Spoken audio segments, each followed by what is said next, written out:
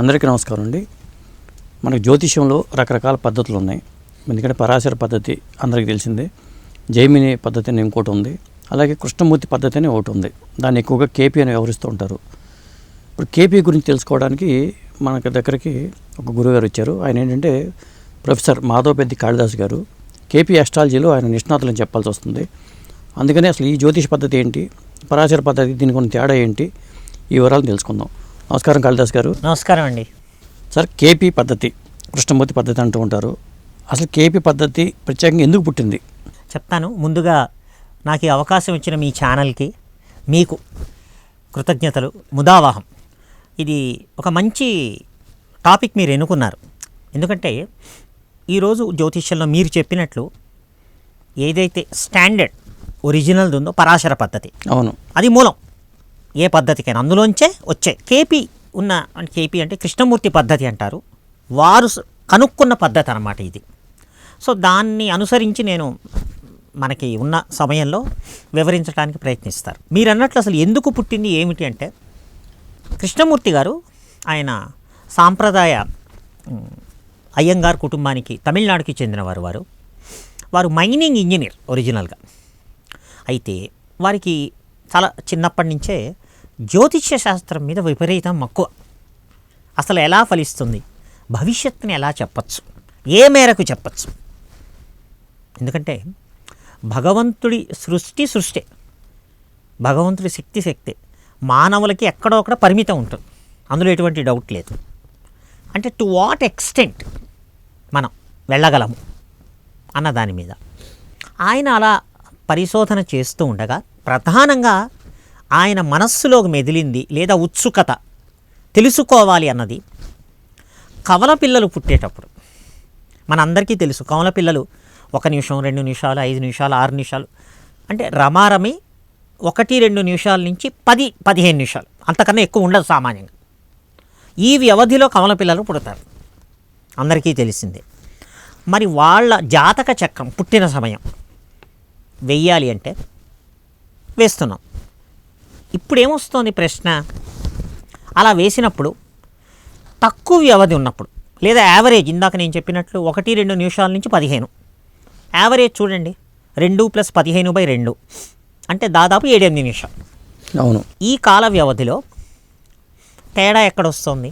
జాతక చక్రం ఆ సమయంలో వేస్తే రాసులు, దానిలో ఉండేటువంటి గ్రహాలు 27 నక్షత్రాలే 12 రాసులుగా ఏర్పడ్డాయి. సో దానిలో లెక్క వేస్తే 5-6 నిమిషాల్లో మారిపోయే స్థితిగతులు 99% ఆర్ 95-99% యావరేజ్గా మనం వేసుకుంటే అలాగే ఉంటాయి. లగ్నం కూడా మారదు, ఒక్కోసారి లగ్నం మారదు, రాశి మారదు. రాశి అంటే మీ రాశి ఏమిటి, మీ నక్షత్రం ఏమిటి అని అడుగుతుంటారు. చంద్రుడు ఏ రాశిలో ఉంటే అది జన్మరాశి. అవును. ఎందుకు చంద్రుడిని పట్టుకున్నారు? చంద్రమా మనసో జాతక, వేదం చెప్పింది. ఆ మనసో జాతక అంటే చంద్రుడు బుద్ధిని కంట్రోల్ చేస్తాడు, యాటిట్యూడ్ని. అందువల్ల ఏం చెప్పారు, పర్సనాలిటీని అనలైజ్ చేయాలి అంటే జనరల్గా చంద్ర రాశి లేదా జన్మరాశి, జన్మ నక్షత్రం. కానీ లగ్నం చాలా ముఖ్యం, అది వేరే విషయం, నేను చెప్తాను మన సమయాన్ని బట్టి. సో కృష్ణమూర్తి గారు పరిశీలించగా ఆయన మనస్సులో రేకెత్తినటువంటి ప్రశ్నలు ఏంటంటే, అంటే ఇవన్నీ మీకు ఎలా తెలుసు అంటే, ఆయన అద్భుతంగా 12 వాల్యూమ్స్ రాశారు. తర్వాత ఆయన 10 ఏళ్ళు 10-15 ఏళ్ళు పరిశోధన, ఒకరోజు కాదు వారు చేసిన తర్వాత ఆయన అనుభవాలు, ఆయన ఆవిష్కరించినటువంటి అద్భుతమైనటువంటి విజయాలు, అంటే పిన్ పాయింట్ యాక్యురసీ, దాని మీద 12 వాల్యూమ్స్ రాశారు వారు. అలా ఎనలైజ్ చేయక తేడా ఎక్కడొస్తుంది, 3-4 నిమిషాల్లో మారిపోయేవి. పోలికలు కొన్ని కలుస్తాయి. అంటే వాళ్ళిద్దరి సారూప్యం అంటాం కదా, ఇద్దరు కవల పిల్లల్లో ఎట్లా, ముఖ్యంగా పోలికలు అంటాం కదా, ముఖ కవళికలు, బాడీ లాంగ్వేజ్ చాలా దగ్గరగా ఉంటాయి. కానీ జీవితంలో ఏర్పడేటువంటి రకరకాల ఏవైతే విషయాలు ఉంటాయో, ఆయుష్ తీసుకోండి, ఆరోగ్యం తీసుకోండి, పెళ్ళి తీసుకోండి, చదువు తీసుకోండి, ప్రొఫెషన్ తీసుకోండి, పెళ్ళి, సంతానం, ధన సంపాదన, ఇవేగా ఎటు తిప్పి మనం ఏది నేర్చుకున్నాం. అయితే వీటన్నిటికీ పరాశర మహర్షిదే 27 నక్షత్రాలు అవే. వారు కనుక్కున్నది 1000 కోట్ల నక్షత్రాలలో అశ్విని నుంచి మన మీనం అంటే మీనరాశిలో ఉన్నటువంటి రేవతి నక్షత్రం వరకు ఈ 27 నక్షత్రాలే. అవును, అందులో తేడా ఏం లేదు. అవే 27 నక్షత్రాలు, అవే రాశులు, మేషరాశి నుంచి మొదలెట్టి మీనరాశి వరకు. సో వీటన్నిటిని చూస్తుండగా 99% ఆర్ 99% ఇవన్నీ స్థిరంగానే ఉంటున్నాయి. లగ్నం మారట్లేదు, జన్మరాశి మారట్లేదు, గ్రహాలు ఎక్కడుండాలో అక్కడ ఉంటున్నాయి.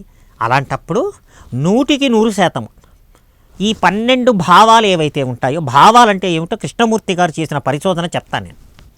దాదాపుగా ఒకేలాగా ఉన్నాయి. దాని అర్థం ఏమిటి? ఆ కవల పిల్లల జీవితాలు 99% ఒకేలాగా ఉండాలి, చాలా తక్కువగా ఉంటున్నాయి.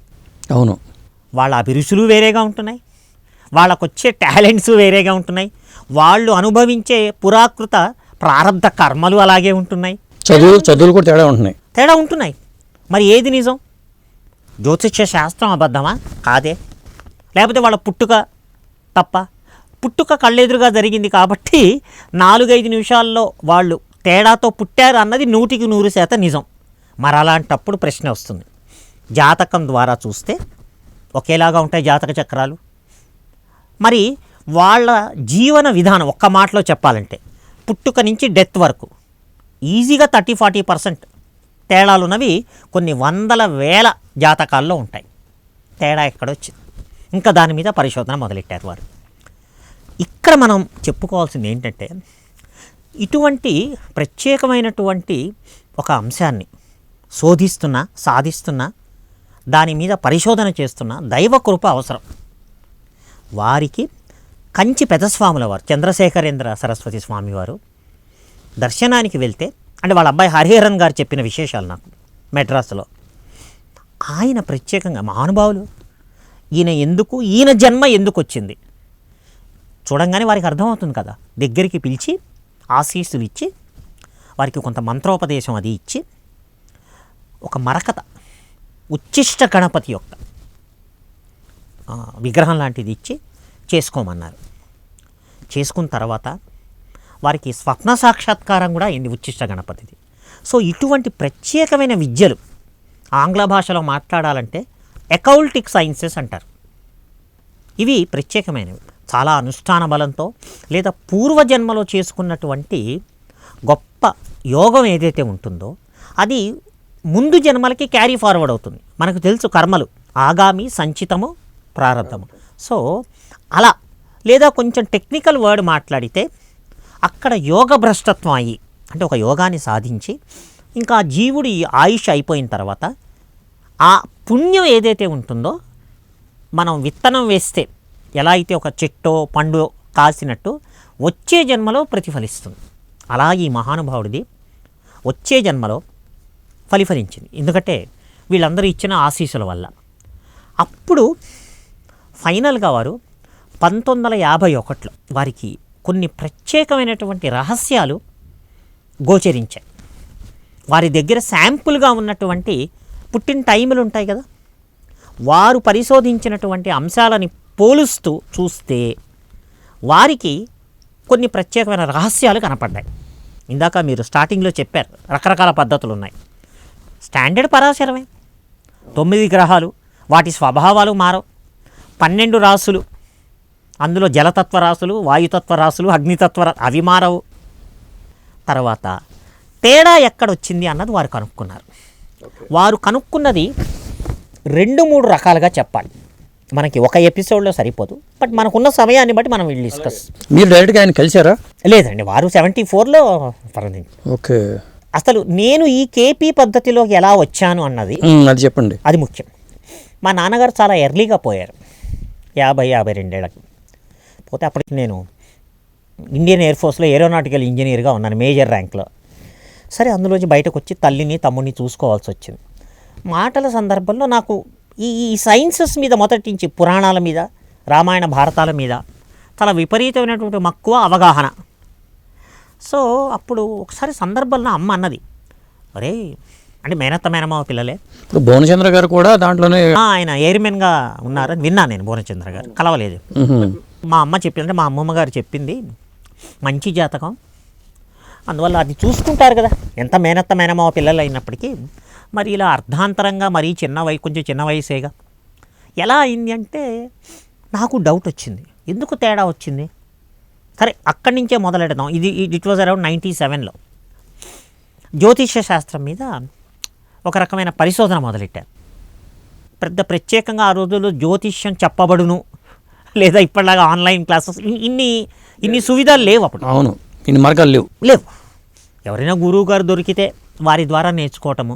సరే కృష్ణమూర్తి గారంటే అని ఉచ్చిష్ట గణపతి ఆశీస్సులు అట్లా కొన్ని పుస్తకాలు అవి జాగ్రత్తగా పిడపత్తి వారివి కానీ మిగతా వాళ్ళవి రాజమండ్రి బేస్డ్ కొంత బేసిక్ అవగాహన ఏర్పరచుకొని నేర్చుకుంటున్న సమయంలో అతను తెలుస్తుంది కదా కారణం ఎక్కడ ఉంది ఏమిటి అసలు. ఒకవేళ నిజమైతే ఇలా అల్పాయుష్యనాన్నేమో మిడిల్ ఏజ్, కొంచెం మిడిల్, పెద్ద పూర్ణాయుష్ ఏం కాదు, మధ్య ఆయుష్. నాకు ఇంజనీరింగ్ థర్డ్ ఇయర్లో చదువుతున్నప్పుడు సిరివెన సీతారామ శాస్త్రి గారితో పరిచయం అయింది. ఆయన మంచి నాలెడ్జ్ ఉంది దీంట్లో. చాలా అసలు ఆయన గురించి మాట్లాడాలంటే 1-2 గంటలు సరిపోతుంది. వాళ్ళ కజిన్ ఎవరో ఒక ఆయన శ్రీనివాస్ గారని చూసేవాళ్ళు, మీ ఎదురు కూర్చున్నప్పుడు కూడా ఇదే డిస్కషన్ వచ్చింది. సీతారామ శాస్త్రి గారి దగ్గర ఉన్నప్పుడు చాలా రెగ్యులర్గా వారు 99లోనో ఎప్పుడో హైదరాబాద్ షిఫ్ట్ అయిపోయారు మెడ్రాస్ నుంచి. నాకు 88 నుంచి పరిచయం. సొంత తమ్ముళ్ళలాగా కాళీ అని పిలిచేవారు. ఆయన దగ్గర నేను ఒక విచిత్రమైన గొప్ప పర్సనాలిటీని చూశాను. డాక్టర్ సత్యనారాయణ గారు అని చెప్పి, ఆయన MBBS డాక్టర్, కొవ్వూరుకి చెందినవారు. ఆయన ఏదైనా ఒక ముఖ్యంగా మెడికల్, అక్కడ డాక్టర్ కదా ఆయన, మెడికల్ ప్రాబ్లం అలాంటిది వస్తే నార్మల్గా మనం సిమ్టమ్స్ చూస్తాము. కానీ వారేం చేశారు, అప్పటికప్పుడు ఒక జ్యోతిష్య చక్రం లాంటిది వేసి దానికి తగ్గ మెడిసిన్ ఏదో తయారు చేసి అది ఇచ్చేవాళ్ళు. ఇచ్చిన అరగంటలో రిలీఫ్ కావటం నేను కనీసం 20-30 దగ్గర చూశాను. ఇదేం తమాషాగా ఉంది, అసలు ఏమిటి లింకు, జ్యోతిష్యానికి మందులకి ఏమిటి లింకు, ఎట్లా తెలుస్తుంది ఆన్సరు. మెల్లగా ఆయన దగ్గరగా ఉండటం, ఏమాత్రం అవకాశం వచ్చినా వారితో కలవటం, ఆయనకు కూడా శిష్య వాత్సల్యం వచ్చింది. అరే వీడెవడో చాలా ఇంట్రెస్టింగ్గా నేర్చుకోవటానికి ఉన్నాడు, ఇక్కడేం వ్యాపార దృక్పథం లేదు, దీని మీద ఏదో దుకాణం పెట్టి డబ్బులు సంపాదించడం కాదని. అలా అలా అలా చేస్తుంటే అప్పుడు చెప్పారు దీన్ని KP సిస్టమ్ అంటారు, కృష్ణమూర్తి పద్ధతి అన్నది. ఓహో అలా ఉన్నదా. సో వారు చెప్పటం, నేను వీలైనప్పుడల్లా నోట్స్ రాసుకుండటం. సో శాస్త్రి గారు హైదరాబాద్ షిఫ్ట్ అయిపోయిన తర్వాత వారు మల్కాజిగిరిలో ఉండేవారు. ఏమాత్రం వీలున్నా నా జాబ్ నేను చేసుకుంటున్నాను, శని ఆదివారాలు వెళ్ళేవాడిని వాడి దగ్గర కూర్చొని. అలా అలా నేర్చుకుంటుంటే చివరికి వారు సడన్గా కాలం చేయటం జరిగింది. ఈ నేర్చుకున్నటువంటి విద్య, నేర్చుకుంటున్నటువంటిది సగంలో అయిపోయింది. ఓకే, అంటే మీరు నేర్చుకున్నది సిరివెన సీతారామ శాస్త్రి గారి నుంచా లేకపోతే ఆయన ఫ్రెండ్ అయినటువంటి డాక్టర్ సత్యనారాయణ గారి దగ్గర. ఓకే, శాస్త్రి గారి కుటుంబ సభ్యుడు, నేను అంతే. సో శాస్త్రి గారు అసలు టైం లేదు, ఆయన బిజీలో ఆయన ఉండేవారు. ఈయన తీరిగ్గా ఉండేవాడు, రారా అబ్బాయి అనేవాడు చాలా ప్రేమగా. అంటే వీడికి నేర్చుకోవాలని ఉంది అని చెప్తుండేవారు. చెప్తూ ఉంటే సరే అది మధ్యలోనే అయిపోయింది. ఎట్లా, ఆ తర్వాత వేరే మార్గాల ద్వారా ఒక రిటైర్డ్ IAS ఆఫీసర్ గారు, ఆ రోజు IASలో ఉన్నారు, నిమ్జే గారని, మహారాష్ట్రియన్. తర్వాత శ్రీ విద్యోపాసకులు KP మోహన్ గారు. ఓకే, మోహన్ గారు తర్వాత సీనియర్ కీర్తిశేషులు OVN మూర్తి గారు, కీర్తిశేషులు శేషగిరిరావు గారు, అప్పా గారు కీర్తిశేషులు, ఆయన కన్నడస్థుడు, చాలా సీనియర్. వీళ్ళందరూ కలిసి KP ఫారం అని చెప్పి ఒకటి హైదరాబాద్లో పెట్టి ఒక చిన్న అడ్వర్టైజ్మెంట్ ఇచ్చారు. దట్ వాజ్ అరౌండ్ 2005-6 ప్రాంతాల్లో. సరే దానికి అటెండ్ అయ్యాను. అటెండ్ అయితే వాళ్ళు ప్రతి ఆదివారం అందరికీ తీరికేగా. అవును, వాళ్ళు KPలో మాకన్నా సీనియర్స్, KP అంటే కృష్ణమూర్తి పద్ధతిలో. దాంతో వాళ్ళు ప్రతి ఆదివారం, ముఖ్యంగా ఇంట్రెస్ట్ ఉన్నవాళ్ళు, ఎక్కడ ఎవరి దగ్గర ₹1 తీసుకోకుండా ఎవరి అనుభవాలు వాళ్ళు డిస్కస్ చేయటం. ఉదాహరణకి నా దగ్గర 5 వచ్చారు ఈ నెల, వాళ్ళవన్నీ డాక్యుమెంట్ చేసి వాళ్ళ వాళ్ళ వాళ్ళ ఇష్యూ ఏమిటి కేస్ స్టడీ కింద దాన్ని KP సూత్రాలని ఉపయోగించి ఫలితం ఎలా చెప్పారు, వాళ్ళ అనుభవాలు అన్నమాట. ఓకే, అది చాలా అవిచ్ఛిన్నంగా 10-12 ఏళ్ళు సాగింది. అక్కడి నుంచి చాలా అంటే భగవంతుడు అక్కడ మా సత్యనారాయణ గారు లేకపోవటం వల్ల వేరే వాళ్ళని చూపించారు. ఎందుకు? లోపల తపన ఉంది, ఇది నేర్చుకోవాలి. దేనికండి? పేరుకి డబ్బుకే? డెఫినెట్గా కాదు. మనం దీని ద్వారా మానవాళికి, సొసైటీకి ఏదన్నా మనం ఉపయోగం చేయగలమా, కొంచెం సూచన ఇవ్వగలమా, సో దట్ వాళ్ళు ఏదైనా జాగ్రత్తలు తీసుకుంటారు. కానీ ఒకటి గుర్తుపెట్టుకోవాలి, కర్మను తగ్గించడం అనేది కుదరదు. ఈ సందర్భంగా నేను ఒక క్లారిటీ ఇస్తాను. మనం ఒక జబ్బు చేసింది అనుకుందాం, డాక్టర్ దగ్గరికి వెళ్తాం. డాక్టర్ గారు కొన్ని టెస్టులు రాస్తారు. టెస్టులు చేసి రిజల్ట్ ఇచ్చేది ఎవరు? రేడియాలజిస్ట్. కానీ ఆ స్కానింగో, ఎక్స్రేనో, బ్లడ్ టెస్ట్లో ఇవన్నీ చేసి, బ్లడ్ టెస్ట్లు అవి చేసేది ప్యాథాలజిస్ట్, స్కానింగ్స్ అవన్నీ చేసేది రేడియాలజిస్ట్. వాళ్ళు మందులు రాయరుగా, వాళ్ళు రాయరు మందులు, కేవలం రిపోర్టే. ఆ రిపోర్ట్ తీసుకొని మళ్ళా డాక్టర్ గారి దగ్గరికి వెళ్తే ఆయన చూసి మందులు వేస్తారు. అంటే రేడియాలజిస్టు, బ్లడ్ టెస్టులు, అంటే ఒక మాటలో చెప్పాలంటే డయాగ్నోసిస్ వేరు, మందులు రాసేది వేరు. సమాజంలో చాలామంది అనుకునేది ఏంటంటే జ్యోతిష్యులు అనగానే వాళ్ళు ఏదో ఒక మార్గం చూపించి కర్మను తప్పించేస్తారు. అవును, ఇది అపోహ అని నేను అన్ను. సామాన్యమైన మనుషులకి వాళ్ళ ఆశ వాళ్ళకు ఉంటుంది. జ్యోతిష్యం అంటే అదే. నేను జ్యోతిష్యం చెప్పించుకోవడానికి వెళ్తున్నానంటే భవిష్యత్తు చెప్పడమే కాకుండా అందులో చెడు ఉంటే దాన్ని తీసేస్తారని అనుకుంటా. అది వేరండి, రెండు వేరు.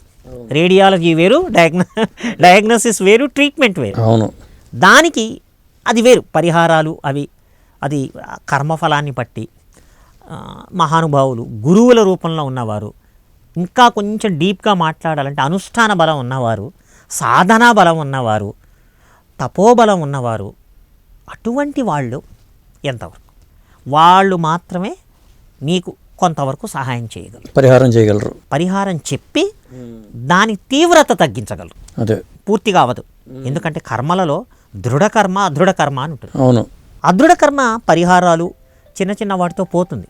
అవును, కానీ అదృఢకర్మ అలా కాదు, అనుభవించాలి. అయితే నేను 23 ఏళ్ల నుంచి ప్రొఫెసర్గా అది ఉన్నాను. మా పిల్లలకి చెప్పినట్టు ఒక ఎగ్జాంపుల్ చెప్తాం మన ప్రేక్షకులు. చెప్పండి. ఉదాహరణకి ఒకళ్ళ జీవితంలో, జాతకంలో ఒక వ్యక్తికి యాక్సిడెంట్ అయి కాలు పోవాలి, విధి లిఖితం. అవును, మంచిది.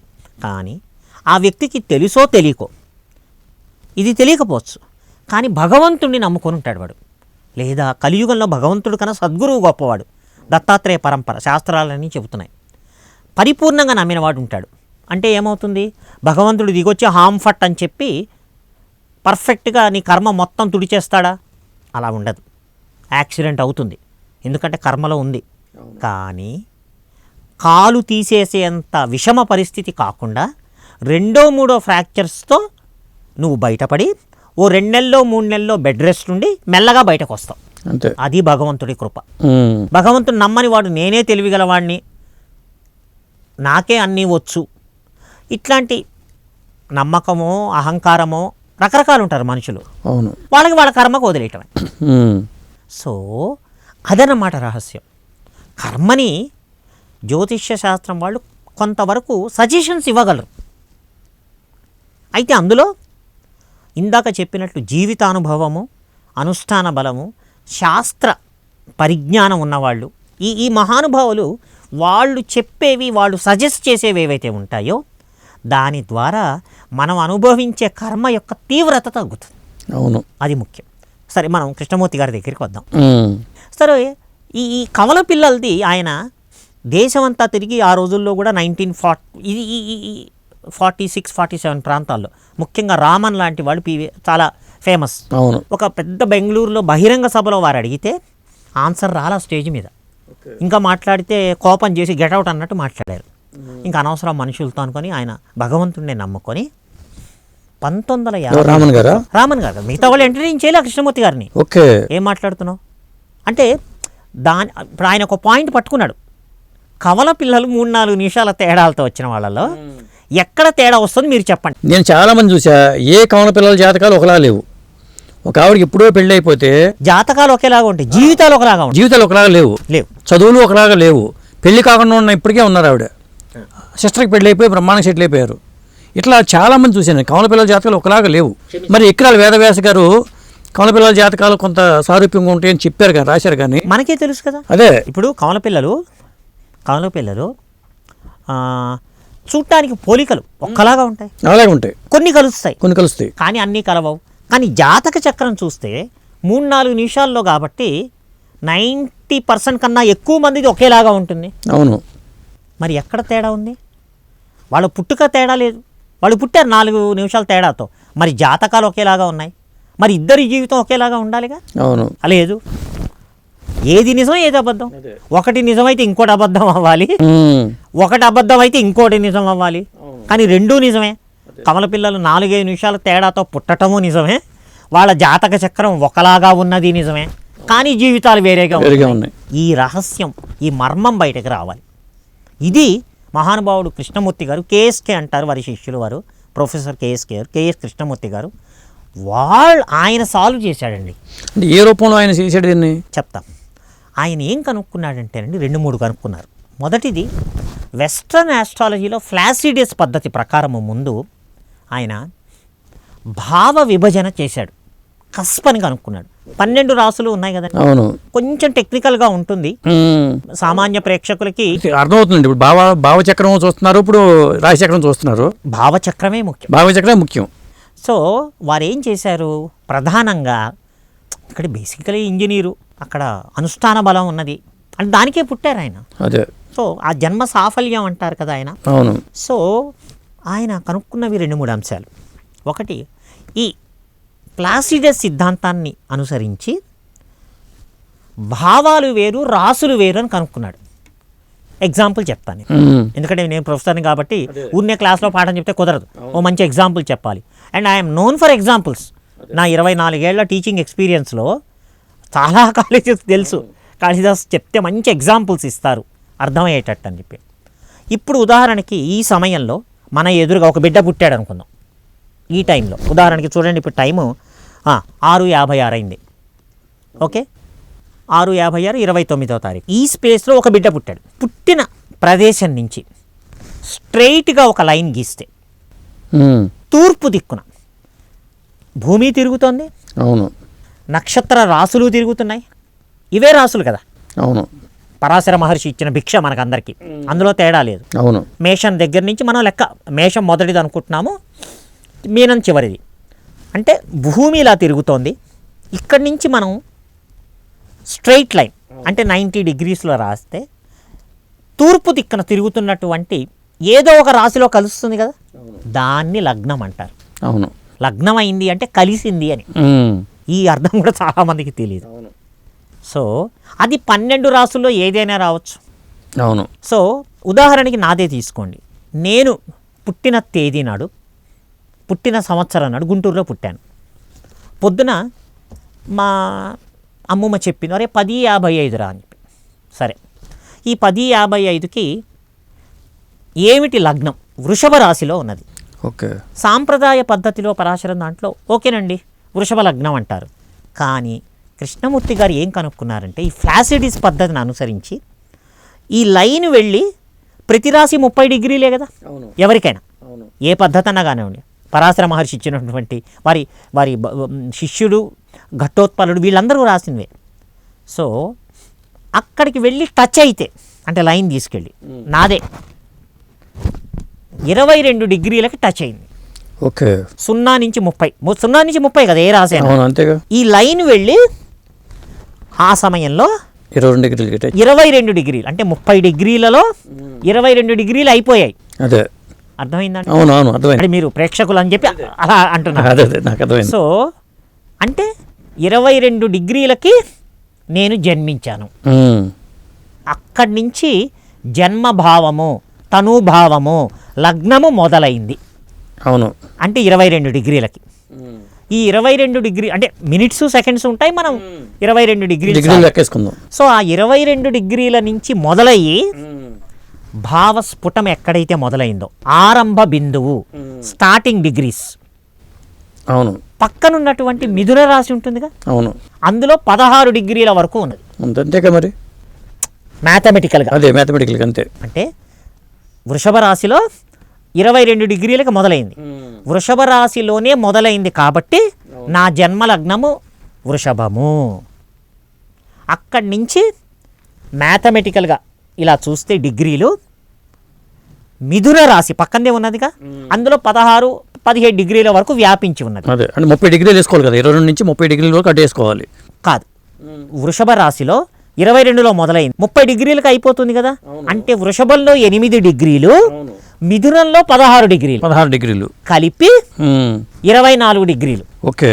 అంటే నా లగ్నం యొక్క స్పాన్ అంటాం, ఓకే, నిడివి 24 డిగ్రీలు. ఓకే, అంటే 30 డిగ్రీలు ఉండాలి కదా. ఉండవండి, కృష్ణమూర్తి గారు కనుక్కున్నది అది. ఎగ్జాక్ట్లీ 100% 30 ఉండవు, ఉన్నవి కూడా ఉంటాయి, రేరుగా ఉంటాయి. ఎక్కడ పోల్స్ దగ్గర, అవును, అలాంటి చోట్ల లాటిట్యూడ్ లాంగిట్యూడ్స్ చాలా తక్కువ. నేనంటోంది సర్వసామాన్యం. భూమధ్య రేఖలో సెంటర్ ఆఫ్ ది ఎర్త్ అనుకుంటే ఓకే, వాటిల్లో మొత్తం 30 డిగ్రీలు ఉండదు. ఓకే, జాగ్రత్తగా వినండి. పుట్టింది 22 డిగ్రీలు, మిగిలింది 8 డిగ్రీలు. ఇది ఎవరూ కాదనలేరు. అంటే నా జన్మ లగ్నం 8 డిగ్రీలేనా? అలా ఉండదు, అలా ఉండదు కదా. పక్క రాశిలో 16 డిగ్రీల వరకు వ్యాపించి ఉన్నది. అవును, అంటే నా లగ్నం యొక్క నిడివి వృషభ రాశిలో 22 డిగ్రీలతో మొదలయ్యి మిథున రాశిలో 16 డిగ్రీలకు అంతమైంది. అంటే 24 డిగ్రీలు రెండు రాశుల్లోనూ ఉన్నది. అయితే ఆరంభమైంది ఎక్కడ? వృషభంలో. కనుక నాది వృషభ లగ్నము. నా లగ్నాధిపతి శుక్రుడు అవుతాడు, వృషభానికి అధిపతి. ఇక్కడ ఆయన ఏం చెప్పారంటే, తమాషా చూడండి మహానుభావుడు, ఇక్కడ 8 డిగ్రీలేగా, మిథునం ఎన్ని డిగ్రీలు? 16 ఉంది. 16. దేని ప్రభావం ఎక్కువ? మిథునం ప్రభావం ఎక్కువ. ఇది పాయింట్. ఇట్లా చూడాలి. అంటే ఆ జాతకుడి పైన, నా పైనే వృషభ లగ్నం యొక్క ప్రభావము ఉంటుంది, మిథున లగ్నం యొక్క ప్రభావం కూడా ఉంటుంది. ఆ ప్రకారం చూసుకుంటే మిగతా గ్రహాలు, నవగ్రహాలు తీసుకుంటే ఒక్కొక్క గ్రహం 8 డిగ్రీల్లో చూసుకుంటాము. చెప్తాను, అన్నీ చెప్తాను. అదే మళ్ళా రెండవ భావం ఎక్కడ మొదలవుతుంది? మిథున రాశిలో 16 డిగ్రీలకు మొదలయ్యి 16-16.5. అదే పక్కనున్నటువంటి కర్కాటకంలో కూడా 6-7 డిగ్రీల వరకు ఉంటుంది. అంటే రెండవ భావము మిథునంలోనే మొదలయ్యి కర్కాటకంలోకి వెళ్తుంది. అంటే ఈ భావచక్రం అన్నది ఎగ్జాక్ట్గా 30 డిగ్రీలుగా ఉండదు. ఓకే, ఇది ప్రధానమైనది. ఫస్ట్ ఆయన కనుక్కున్నది. అదే ఎలా కనుక్కున్నాడండి? పెద్దవాళ్ళ ఆశీస్సులు, కంచి పెద్దస్వాముల వారి ఆశీస్సులు, ఇంకా అంతకన్నా ఉచ్చిష్ట గణపతి యొక్క ఆశీస్సులు. అంటే ఈ పర్పస్ కోసము వారిని పుట్టించారు. ఒక మాటలో చెప్పాలంటే కారణ జన్ముడు. ఇంకా ఉన్నాయి. ఇట్లా మొత్తం 12 రాసులలో 12 భావాలు ఒకేలాగా ఉండవు. ఓకేనండి? ఓకే. అంటే ఒక్కొక్కప్పుడు 20, 22, 23, 24 ఇవన్నీ 12 సర్దుబాటు అయ్యి మొత్తం 360 డిగ్రీలు కలిసి వస్తుంది. భావచక్రమే చాలా ముఖ్యము. ఓకే. భావస్ఫుటము ఎన్ని డిగ్రీలలో మొదలయ్యి, అంటే రాసులు తీసివేస్తామా? కాదు, అవును, రాసుల్లోనే ఉంటుంది. కానీ ఆ రాసుల ఫలితము ఏ విధంగా విభజించి ఉంటుంది, ఏ విధమైన ప్రభావం చూపిస్తుంది, అది ఆ భావచక్రం చాలా ముఖ్యం అని చెప్పి ఫ్లాసిడీస్ పద్ధతిని మన సాంప్రదాయ పరాశర మహర్షి చెప్పిన దాంట్లో ఆయన దానిలోకి ఇంటిగ్రేట్ చేశాడనమాట. ఓకే, కృష్ణమూర్తి గారు. ఇది ఫస్ట్ పాయింట్.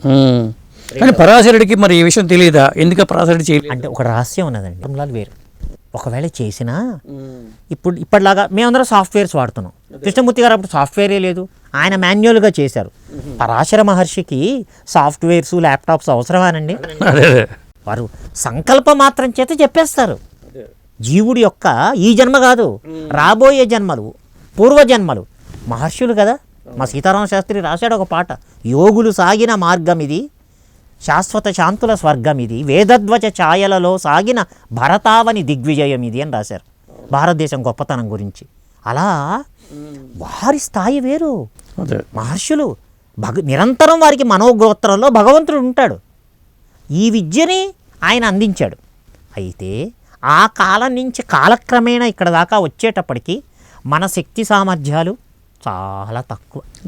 వారు ఇచ్చినటువంటి సూత్రాలను అనుసరించి ఈ రోజున మనకు తెలిసినటువంటి, మనకు అందినంత వరకు చేస్తున్నాం. సో నేను కృష్ణమూర్తి గారి అబ్బాయి హరిహరన్ గారి వారి ద్వారా మాటల సందర్భంలో ఎంతమంది పిల్లలు ఆయనకి? ఆయనకి సంతాన పూర్తిగా హరిహరన్ గారు తెలుసు. ఓకే. హరిహరన్ గారు ఇప్పటికీ ఉన్నారు. వారు ఆయన రాసిన పుస్తకాలు, ఆయన నేర్చుకున్నది తండ్రి ద్వారా వర్క్షాపులు, ట్రైనింగ్లు అవి ఇస్తున్నారు వారు. ఓకే. ఆయన తమిళనాడులో ఉంటారండి? మెడ్రాస్లో. ఓకే. నేను 1-2 సార్లు కలిశాను. ఇవి నేర్చుకోవటంలోనే సరిపోయిందనమాట. ఓకే. తర్వాత మీరు అన్నారు గ్రహాలు కూడా అవును. ఏ రాశిలో, ఇంకా రాశి అనేది లేదు, ఏ భావంలో ఎన్ని డిగ్రీల్లో ఉన్నాయి. అవును.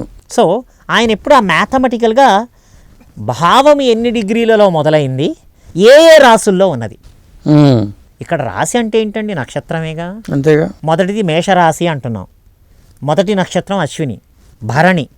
సో అశ్విని 4 పాదాలు మొత్తం కలిపి మేషంలోనే ఉన్నాయి. అవును.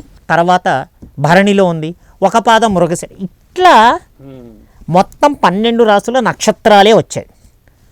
తర్వాత గ్రహాలు కూడా ఎన్ని డిగ్రీలలో ఉంటున్నాయి. ఇంతవరకు బాగుంది. అవును. ఇప్పుడు రెండవ అద్భుతమైన విషయం వారు కనుక్కున్నది. ఇది చాలా మిగతా వాళ్ళకి మనకి తెలుసు ఎన్ని డిగ్రీల్లో ఉంటుందని చూస్తే దానికి తగిన సాఫ్ట్వేర్స్ 100 వచ్చేసాయి ఈరోజు. ఆయన కనుక్కున్న ఇంకో అద్భుతమైన రహస్యం ఏమిటంటేనండి, నక్షత్రం ఉంది కదా, ప్రతి నక్షత్రము 13 డిగ్రీల 20 నిమిషాల విడితి ఉండదని కనుక్కున్నాడండి. అవును. 13 degrees 20 minutes. అవును. 13 degrees, ఒక్కొక్క డిగ్రీ 60 నిమిషాలు. 13 × 60 780 ప్లస్ 20 నిమిషాలు అంటే ఒక్కొక్క నక్షత్రము 800 నిమిషాలు ఉంటుంది అంతే ప్రతి నక్షత్రం. అది ఆయన గమనించాడు. ఓకే. సో ఐ థింక్ ఆయన ఆస్ట్రాలజికల్ సొసైటీ కలకట్టా అది వెళ్ళి కూడా గమనించి ఇంకా భగవంతుడి ఆశీస్సులతో నక్షత్రం మొత్తం 800 డిగ్రీలుగా ఉంటుందని కనుక్కున్నాడు. ప్రతి నక్షత్రం అశ్విని నుంచి రేవతి వరకు. సో కనుక్కున్న తర్వాత రెండవది ఆయన కనుక్కున్నది ఏమిటంటేనండి, ఈ 800 డిగ్రీలు ఉన్నాయి కదా, 9 గ్రహాలు ఉన్నాయిగా. అవును. 2 ఛాయాగ్రహాలు రాహుకేతు. అవి ఉన్నాయా అంటే ఉన్నాయి, లేవంటే లేవు. ఇప్పుడు నీడ ఉన్నదా లేదంటే కనపడుతుంది కాబట్టి ఉంది, అంతే. పట్టుకోలేం కాబట్టి లేదు. అందుకని చాలామంది ఎవరైతే జ్యోతిష్య శాస్త్రాన్ని కొంచెం కించపరుచున్నట్టు రాహుకేతులు గ్రహాలు ఏంటండి, అసలు గ్రహం అంటే ఏంటో అర్థం కావాలి. గ్రహము అంటే గ్రహించున్నది, సూర్యుడిని ఆధారం చేసుకొని తిరుగుతున్నాయి. మనం ఉంటున్నటువంటి ఈ సౌర కుటుంబంలో పరాశర మహర్షుడు, ఇతర మహర్షులు గ్రహించి ఇచ్చినవి, ఇది వాళ్ళు ఇచ్చిన భిక్ష. అవును. ఈ 27 నక్షత్రాలే మనకి కర్మఫలాన్ని గ్రహాల ద్వారా, నక్షత్రాల ద్వారా మనకు అందుతుంది. Simple logic. మనం అనుభవించాల్సిన పూర్వ కర్మకృతాలు. ఓకే. ఇదంటే ట్రాష్ అండి నమ్మటానికి. మంచిది, నువ్వు అభ్యసించి ఫలితాన్ని చూసి మాట్లాడు. అదే కదా. ఇప్పుడు ఉదాహరణకి 25 ఏళ్ళ నుంచి ప్రాక్టీస్ చేస్తున్నాను నేను. అంటే 100% చెప్పగలరా? యాక్యురసీ ఏమిటి? ఇవి కదా విమర్శలు. అవును. నేను ప్రశ్న వేస్తాను. ఒక డాక్టర్ దగ్గరికి 100 మంది పేషెంట్స్ వెళ్తారు. ఉదాహరణకి ఒక ఆర్థోపెడిషియన్కి 100 మంది పేషెంట్లలో 60% ఇవాళ రేపు ఎక్కువగా ఆర్థరైటిస్, ఆస్టియోఫోరాసిస్. ఎందుకంటే దాని మీద మెడికల్ ఆస్ట్రాలజీ చాలా స్టడీ చేశారు. అవును. ఇప్పుడు ఈ ఒకే ఏజ్ వాడు సుమారు రోజుకి 20 మంది పేషెంట్స్ వస్తే అందులో 20 కదా, ఎక్కువ మందే రావచ్చు. ఈరోజు ఎక్కడికి వెళ్ళినా సినిమా థియేటర్లు, ఎగ్జిబిషన్లు, వీటికన్నా డాక్టర్ల దగ్గరే ఎక్కువ మంది ప్రజలు ఉంటున్నారు. మరి అదే డాక్టర్ దగ్గరికి ఆర్థరైటిస్ కేసుతో 60 నుంచి 70 ఏళ్ళ వాళ్ళు రోజుకో 10 మంది వస్తున్నారు అనుకుంటున్నాం. 10 మందికి 100% తగ్గుతుందా? తగ్గట్లా.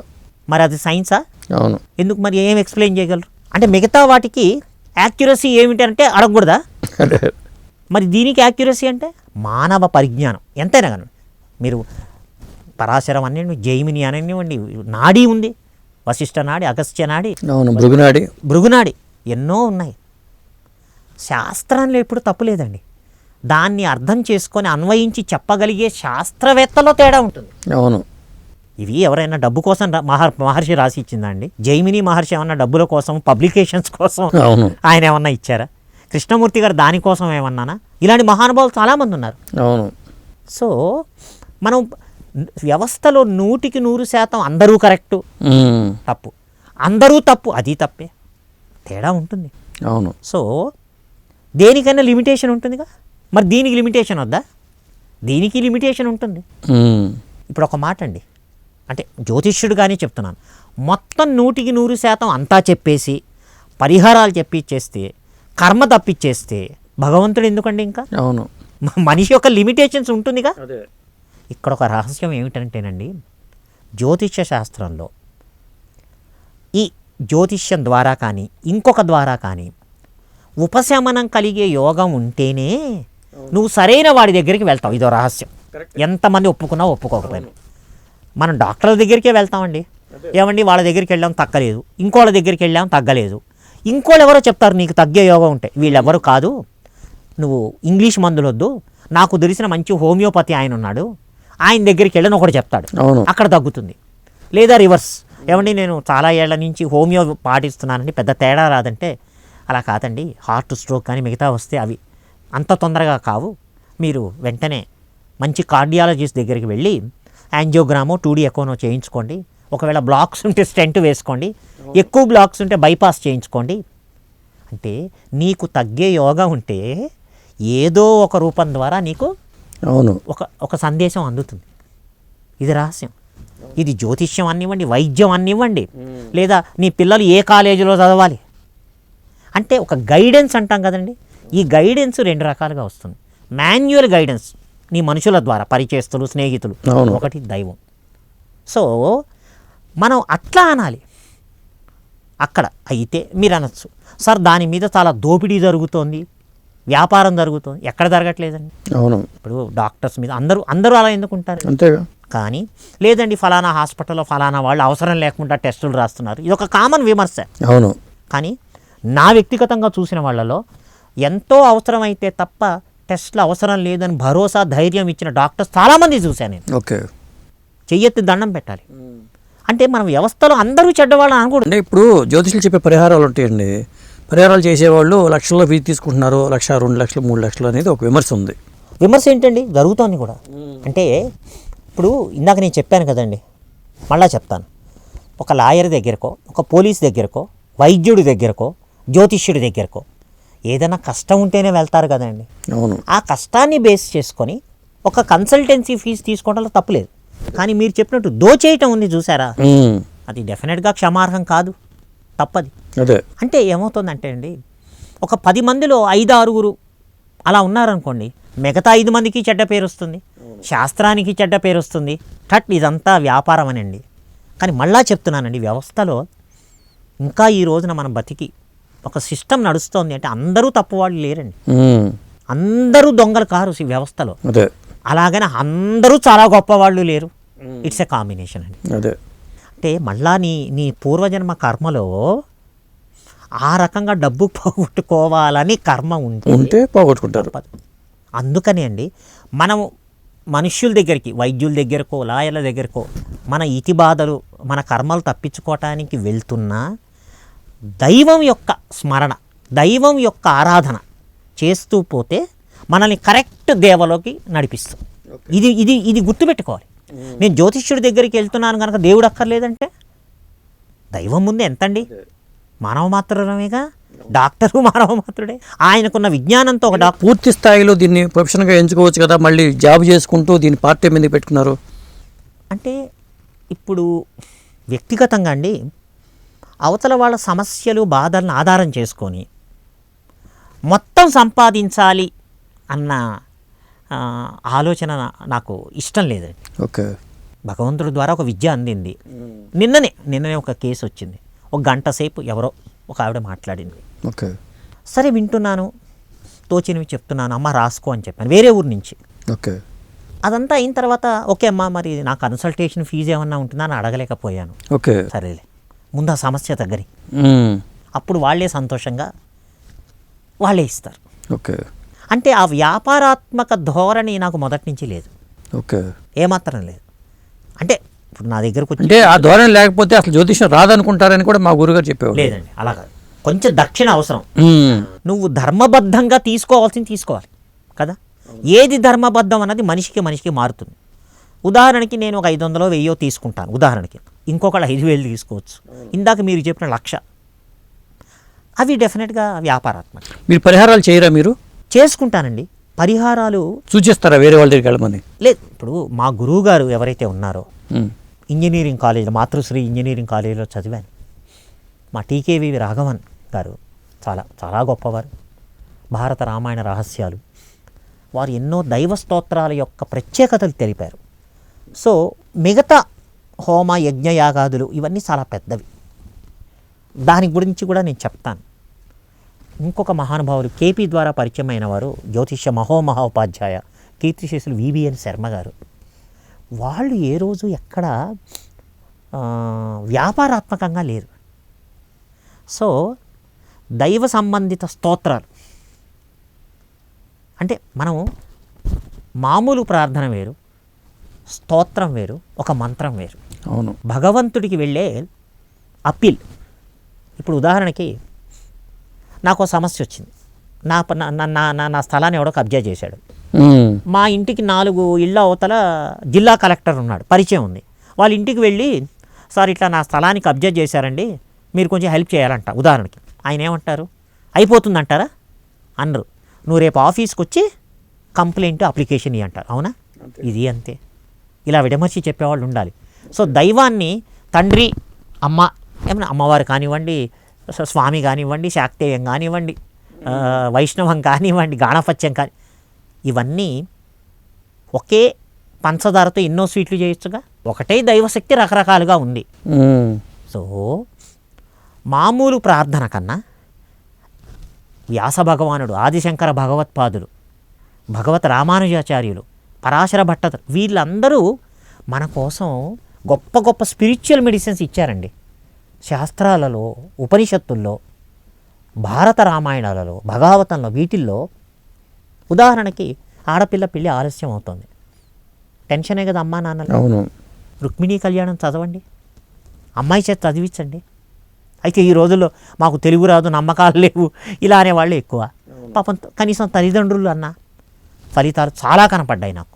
ఓకే. అంటే మామూలు ప్రార్థన, అంటే భగవంతుడు ప్రార్థన వినడా కాదు. ఇందాక నేను చెప్పినట్లు కలెక్టర్ ఇంటికి వెళ్తే ప్రొసీజర్ ఏంటి? నువ్వు మా ఆఫీస్కి వచ్చి నువ్వు ముందు కంప్లైంట్ ఇయ్యి, తర్వాత నేను చూసుకుంటా. వ్యాస భగవానుడు ఎందుకు పుట్టాడండి? కలియుగంలో మనుషులకి శక్తి లేదు, తపస్సు చేసే శక్తి లేదు, యజ్ఞయాగాదులు చేసే శక్తి లేదు. నాయన కనీసం భక్తిభావం పెట్టుకోండి. ఈ స్తోత్రాలు ఎన్ని వందల వేల స్తోత్రాలండి. నా దగ్గరే నేను 20-30 ఏళ్ల నుంచి కలెక్ట్ చేస్తుంటే కొన్ని వందల స్తోత్రాలు ఉన్నాయి. ఆదిశంకర భగవత్పాదులు, భగవత్ రామానుజాచార్యులు. సో ఈ మహానుభావులందరూ కారణజన్ములు కదా. అవును. కలియుగంలో మనుషులకి భగవంతుడితో ఎలా లింక్ ఉండాలి అన్న దానికి ఈ స్తోత్రాలు అందించారు. లేదా శిష్యుడనేవాడు పరీక్షించి వీడు నిజంగా సొసైటీకి హెల్ప్ చేయగలనుకుంటే వాళ్ళకి మంత్రోపదేశం చేశారు. గురుచరిత్ర లాంటి గొప్ప గ్రంథాలలో దీపకుడు అనే శిష్యుడిని ఎలా వేదధర్ముడు ట్రీట్ చేశాడన్నది విపులీకరించారు. ఇవి కాక దత్తాత్రేయ స్వామి వారు కలియుగంలో ప్రత్యేకించి మనుషుల్ని ఉద్ధరించటానికి సద్గురువు రూపంలో వచ్చారు. 9 రూపాలు. శ్రీపాద శ్రీవల్లభ స్వామిది మొదటి అవతారం, చిరిడినాథుడిది 5వ అవతారం. ఇట్లా రకరకాల అవతారాలు. గీతలో ఏం చెప్పాడండి? తదాత్మానాం సృజామ్యహం, నన్ను నేనే పుట్టించుకుంటాను. సో నేను ఎవరికైనా సజెస్ట్ చేస్తే మా గురువు గారు చెప్పినట్లు ఒక స్తోత్రాన్ని, రకరకాల స్తోత్రం. ఇప్పుడు ఒక డాక్టర్ ఉంటాడు, ఒకటే మందు ఇస్తాడా? ఒక యాంటీబయాటిక్ ఇస్తాడు, పెయిన్ కిల్లర్ ఇస్తాడు. ఇవి 2 ఇచ్చినందువల్ల గ్యాస్ట్రైటిస్ రాకుండా యాంటీ గ్యాస్ ఒక PAN40 ఇస్తారు, బి కాంప్లెక్స్ తట్టుకోవటానికి. మరి ఇక్కడ కూడా అంతేనండి, రకరకాల దైవ సంబంధిత స్తోత్రాలు. అయితే ఏ జబ్బుకి ఏ మందు ఇవ్వాలి అన్నది డాక్టర్కి తెలిసినట్టు మనం కూడా ఏ సమస్యకి ఏ స్తోత్రాన్ని జపిస్తే, పారాయణ చేస్తే నమ్మకంతో ఫలితం ఎలా వస్తుంది అన్నది చాలా. ఇప్పుడు ఫలితాల విషయంలో యాక్యురసీ ఎంతవరకు ఉంటుందండి మీ కృష్ణమూర్తి పద్ధతిలో? యాక్యురసీ ఒక్క నిమిషం. కృష్ణమూర్తి గారు ఎప్పుడు ఎక్కడ ఎవరికి చెప్పలేదండి. వారు ఏ పరిహారాలు చెప్పాలి, నథింగ్. ఆయన కేవలము భవిష్యత్ ఏంటన్నది చెప్పారు, అంతే అంతే. ఎప్పుడు ఎక్కడ ఒక రాయి పెట్టుకోమని చెప్పలేదు, ఒక హోమం చేయమని చెప్పలేదు, లేదా ఒక పారాయణ చేయమని చెప్పలేదు. ఇవి పరాశర పద్ధతి నుంచి, గురువు పరంపర నుంచి తెలుసుకున్నవి. సో అలా నా సొంత ఎగ్జాంపుల్స్లోనే ఉదాహరణకి నాకు ఒక 70-80% వరకు 100% ఫలితం ఇచ్చాను నా వ్యక్తిగతంగా. ముందు నేను అనుభవం పొంది ఇంకొకరికి చెప్పాలి కదా. అంతేగా. ఇప్పుడు ఉదాహరణకి రామకృష్ణ పరమహంస దగ్గరికి ఒక స్త్రీ ఒక పిల్లవాడిని తీసుకెళ్ళింది. స్వామి, వీడు రసగుల్లాలు విపరీతంగా తింటున్నాడు, ఆరోగ్యం చెడిపోతుంది, వీడికి మీరు చెప్పండి అంది. ఆయన అన్నాడు, అమ్మ ఒక 10 రోజుల తర్వాత రా అమ్మ. అదే 10 రోజుల తర్వాత తల్లి వెళ్ళింది. వెళ్తే స్వామివారు, నాన్న ఈ చిన్న వయసులో అంత తినకూడదు అన్ని మంచి మాటలు చెప్పారు. తల్లి అడిగింది, ఈ మాట ముందే చెప్పలేదా అంటే ఆయన అన్నారు, అమ్మ అదే అలవాటు నాకు ఉంది, ముందు నేను మానుకోని కదా ఇంకొక చెప్పాలి. అవును, ఆ స్థాయి మహానుభావుడు ఉన్నప్పుడు ముందు అవేవో నాకు ఫలితాలు ఇచ్చి సంతృప్తిగా ఉన్నప్పుడు, నాకు అనుభవం అయినప్పుడే కదా నేను చెప్పగలిగేది. అదే. సో నమ్మకం చాలా ముఖ్యం అండి. అవును. మీరు కొంతమంది ఉంటారు, చదువు లేని వాళ్ళు ఉంటారు, స్తోత్రాలు చేయలేని వాళ్ళు, మరి ఎవరికి వాళ్ళకండి. అవును, తెలుగులో మాట ఉంది, దిక్కులేని వాడికి దేవుడే దిక్కు. భగవంతుడు ఎప్పుడైనా వింటాడు, కానీ ఒక స్పెషల్ అప్లికేషన్ పెట్టాలి అంటే కాస్త తొందరగా పని అవుతుంది. అదే. కనుక ఇవి నమ్మి చేయాలి. ఇవన్నీ ఎవరిచ్చారండి? మహర్షులు ఇచ్చినవేగా. అంతేగా. ఎలా అయితే జ్యోతిష్య విద్య పరాశర మహర్షి ఇచ్చాడో, ఈ స్తోత్రాలు ముందు వీళ్ళ జనంలో కూడా కన్ఫ్యూజన్ ఏర్పడుతుందండి. అది వాళ్ళ క్లారిటీ వాళ్ళు తెచ్చుకోవాలండి. ఇప్పుడు ఉదాహరణకి ఇందాక నేను ఆర్థోపెడిషన్ గురించి చెప్పాను. హైదరాబాద్ సిటీలో ఎంతమంది ఉంటారండి మీరు చెప్పండి? సుమారు చాలా మంది ఉంటారు. 500 మంది ఉంటారా? ఎవరి దగ్గరికి వెళ్ళాలి? నీ తెలిసిన వాళ్ళని అడిగి ఫైనల్గా నీ కర్మఫలంలో, నీ భగవత్ ఆరాధనలో నీకు ట్రీట్మెంట్ ఈ ఫలానా డాక్టర్ ద్వారా అవ్వాలి అని ఉంటే ఫైనల్గా డైరెక్షన్ అటే వెళ్తుంది ఖచ్చితంగా. ఇప్పుడు మనకు ఫోన్ చేసేవాళ్ళు కూడా ఇది ఉంటేనే మనకే చేస్తారు. అంతే. అదే అంతే కదా. సో కాదు, నయం కావట్లా, క్రానిక్గా ఉన్నవాళ్ళు ఉన్నారు. అప్పుడు దైవం వైపు మనసు వెళ్ళి కదా, దైవం వైపు ద్రౌపది చెయ్యాల్సిన మానవ ప్రయత్నం చేసింది. ఎప్పుడైతే కృష్ణ ముకుంద గోవింద అన్నాడో అయిపోయింది పని. So at the end of the day మన మానవ ప్రయత్నాలు, మన తెలివితేటలు, మన సోకాల్ మేధాశక్తి, మన విద్యలు, మహాపండితుడిని నేను జ్యోతిష్యంలో, అవన్నీ పక్కన పెట్టండి. భగవంతుడనే వాడిని కూడా కలుపుకోవాలి. అంటే స్పిరిచువల్ ఇన్వోకేషన్ లేకుండానండి ఎటువంటి పరిహారం కానివ్వండి, ఎటువంటిది సోకాల్ మానవ ప్రయత్నం అన్నది చాలా తక్కువ. నీకు 1-2 మానవ ప్రయత్నం ద్వారా సాధించవచ్చు, కానీ ప్రతిదీ కాదు. ఇప్పుడు ఈ 20% 30% జరగట్లేదంటే ఎందుకు జరగట్లేదు అనేది ఇక్కడ పాయింట్. కర్మఫలం తీవ్రంగా ఉన్నప్పుడు జరగదు. కర్మఫలం తీవ్రంగా ఉన్నప్పుడు అనుభవించదు. ఇందాక నేను చెప్పాను కదండి. అవును. భగవంతుడు నీ జీవితంలో జాతకంలో కాలు పోవాలని రాసుంది. అదే. దేవుడెవడు? నేనే దేవుణ్ణి. నీ కర్మకు నేను వదిలేస్తాడు. అదే. కానీ భగవంతుడా, మంచో చెడో తెలియక తప్పులు పూర్వజన్మాంతరాల్లో చేసి ఉంటాను, శిక్షలు ఉంటాయి. నిన్ను నిరంతరం కేవలం భగవంతుని స్మరిస్తే కాదండి. ఇంగ్లీష్లో పదం ఉంది ఏమని చెప్పి, helping hands are far better than praying lips. తోటివాడికి సహాయం చేసే సంస్కారము భగవంతుడి ఆరాధన కన్నా గొప్పది. నేను పక్క వాళ్ళకి సహాయం చేయను. నిన్నేమన్నా నీ దగ్గర 1,00,000 రూపాయలు ఉంటే మొత్తం ఇమ్మంటున్నారా? ఒక కుక్క ఆకలితో వస్తుంది. సాయినాథుడు సచ్చరిత్రలు ఇలాంటివి చాలా ఉన్నాయి. అవును. నీ దగ్గరికి 1,00,000 రూపాయలు ఉన్నాయండి, 1,000 రూపాయలు 500 ఇచ్చి నీ పక్కవాడికి నువ్వు సహాయం చేయి.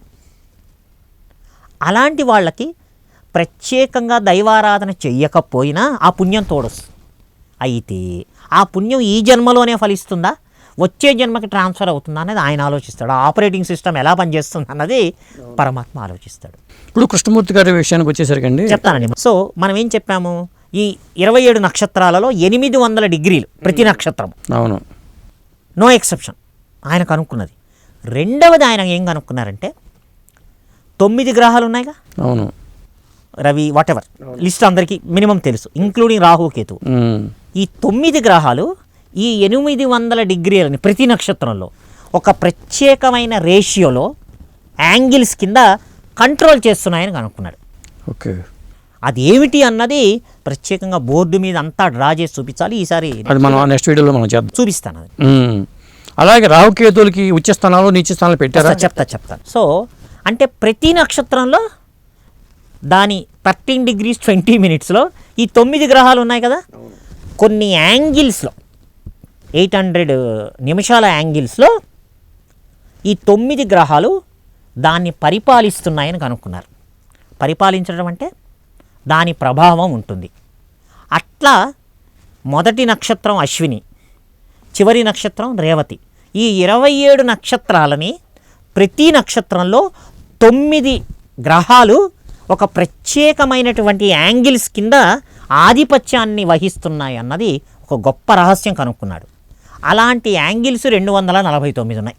అబ్బా, దానికి ఆయన సబ్ అని పేరు పెట్టాడండి, సబ్లాట్స్.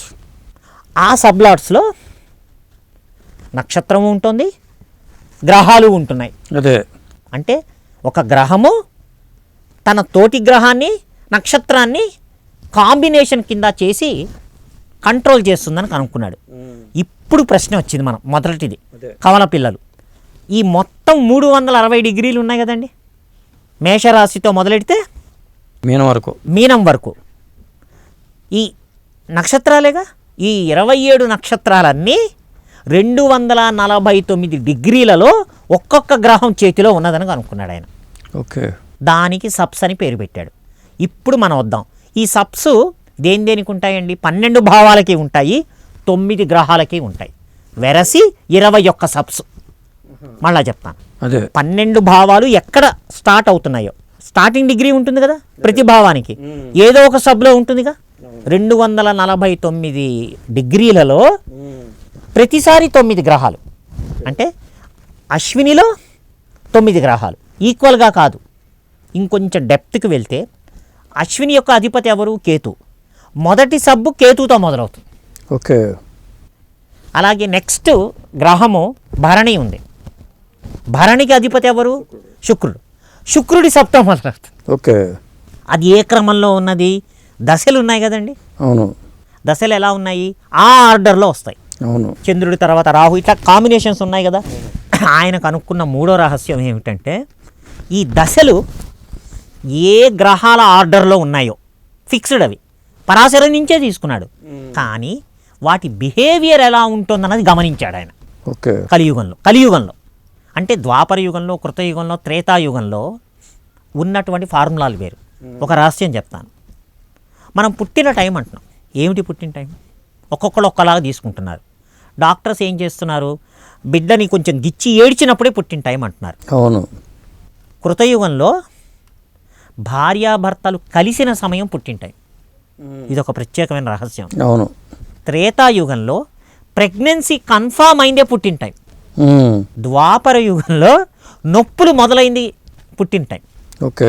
కలియుగంలో యాంబికల్ కార్డ్ తల్లి నుంచి సపరేట్ చేస్తారే, ఆ క్షణం పుట్టిన టైం. ఓకే. నా కొడుకు పుట్టేటప్పుడు నేను సరే ఆపరేషన్ థియేటర్కి భార్య వెళ్ళింది, ఆ నర్సును పట్టుకున్నా. డాక్టర్లు అవి బిజీగా ఉంటారు. అమ్మ కొంచెం కనుక్కో తల్లి, నీకు ఏదైనా ఇస్తాను. తప్పకుండా సార్ అంది. ఏ హడావిడైందో.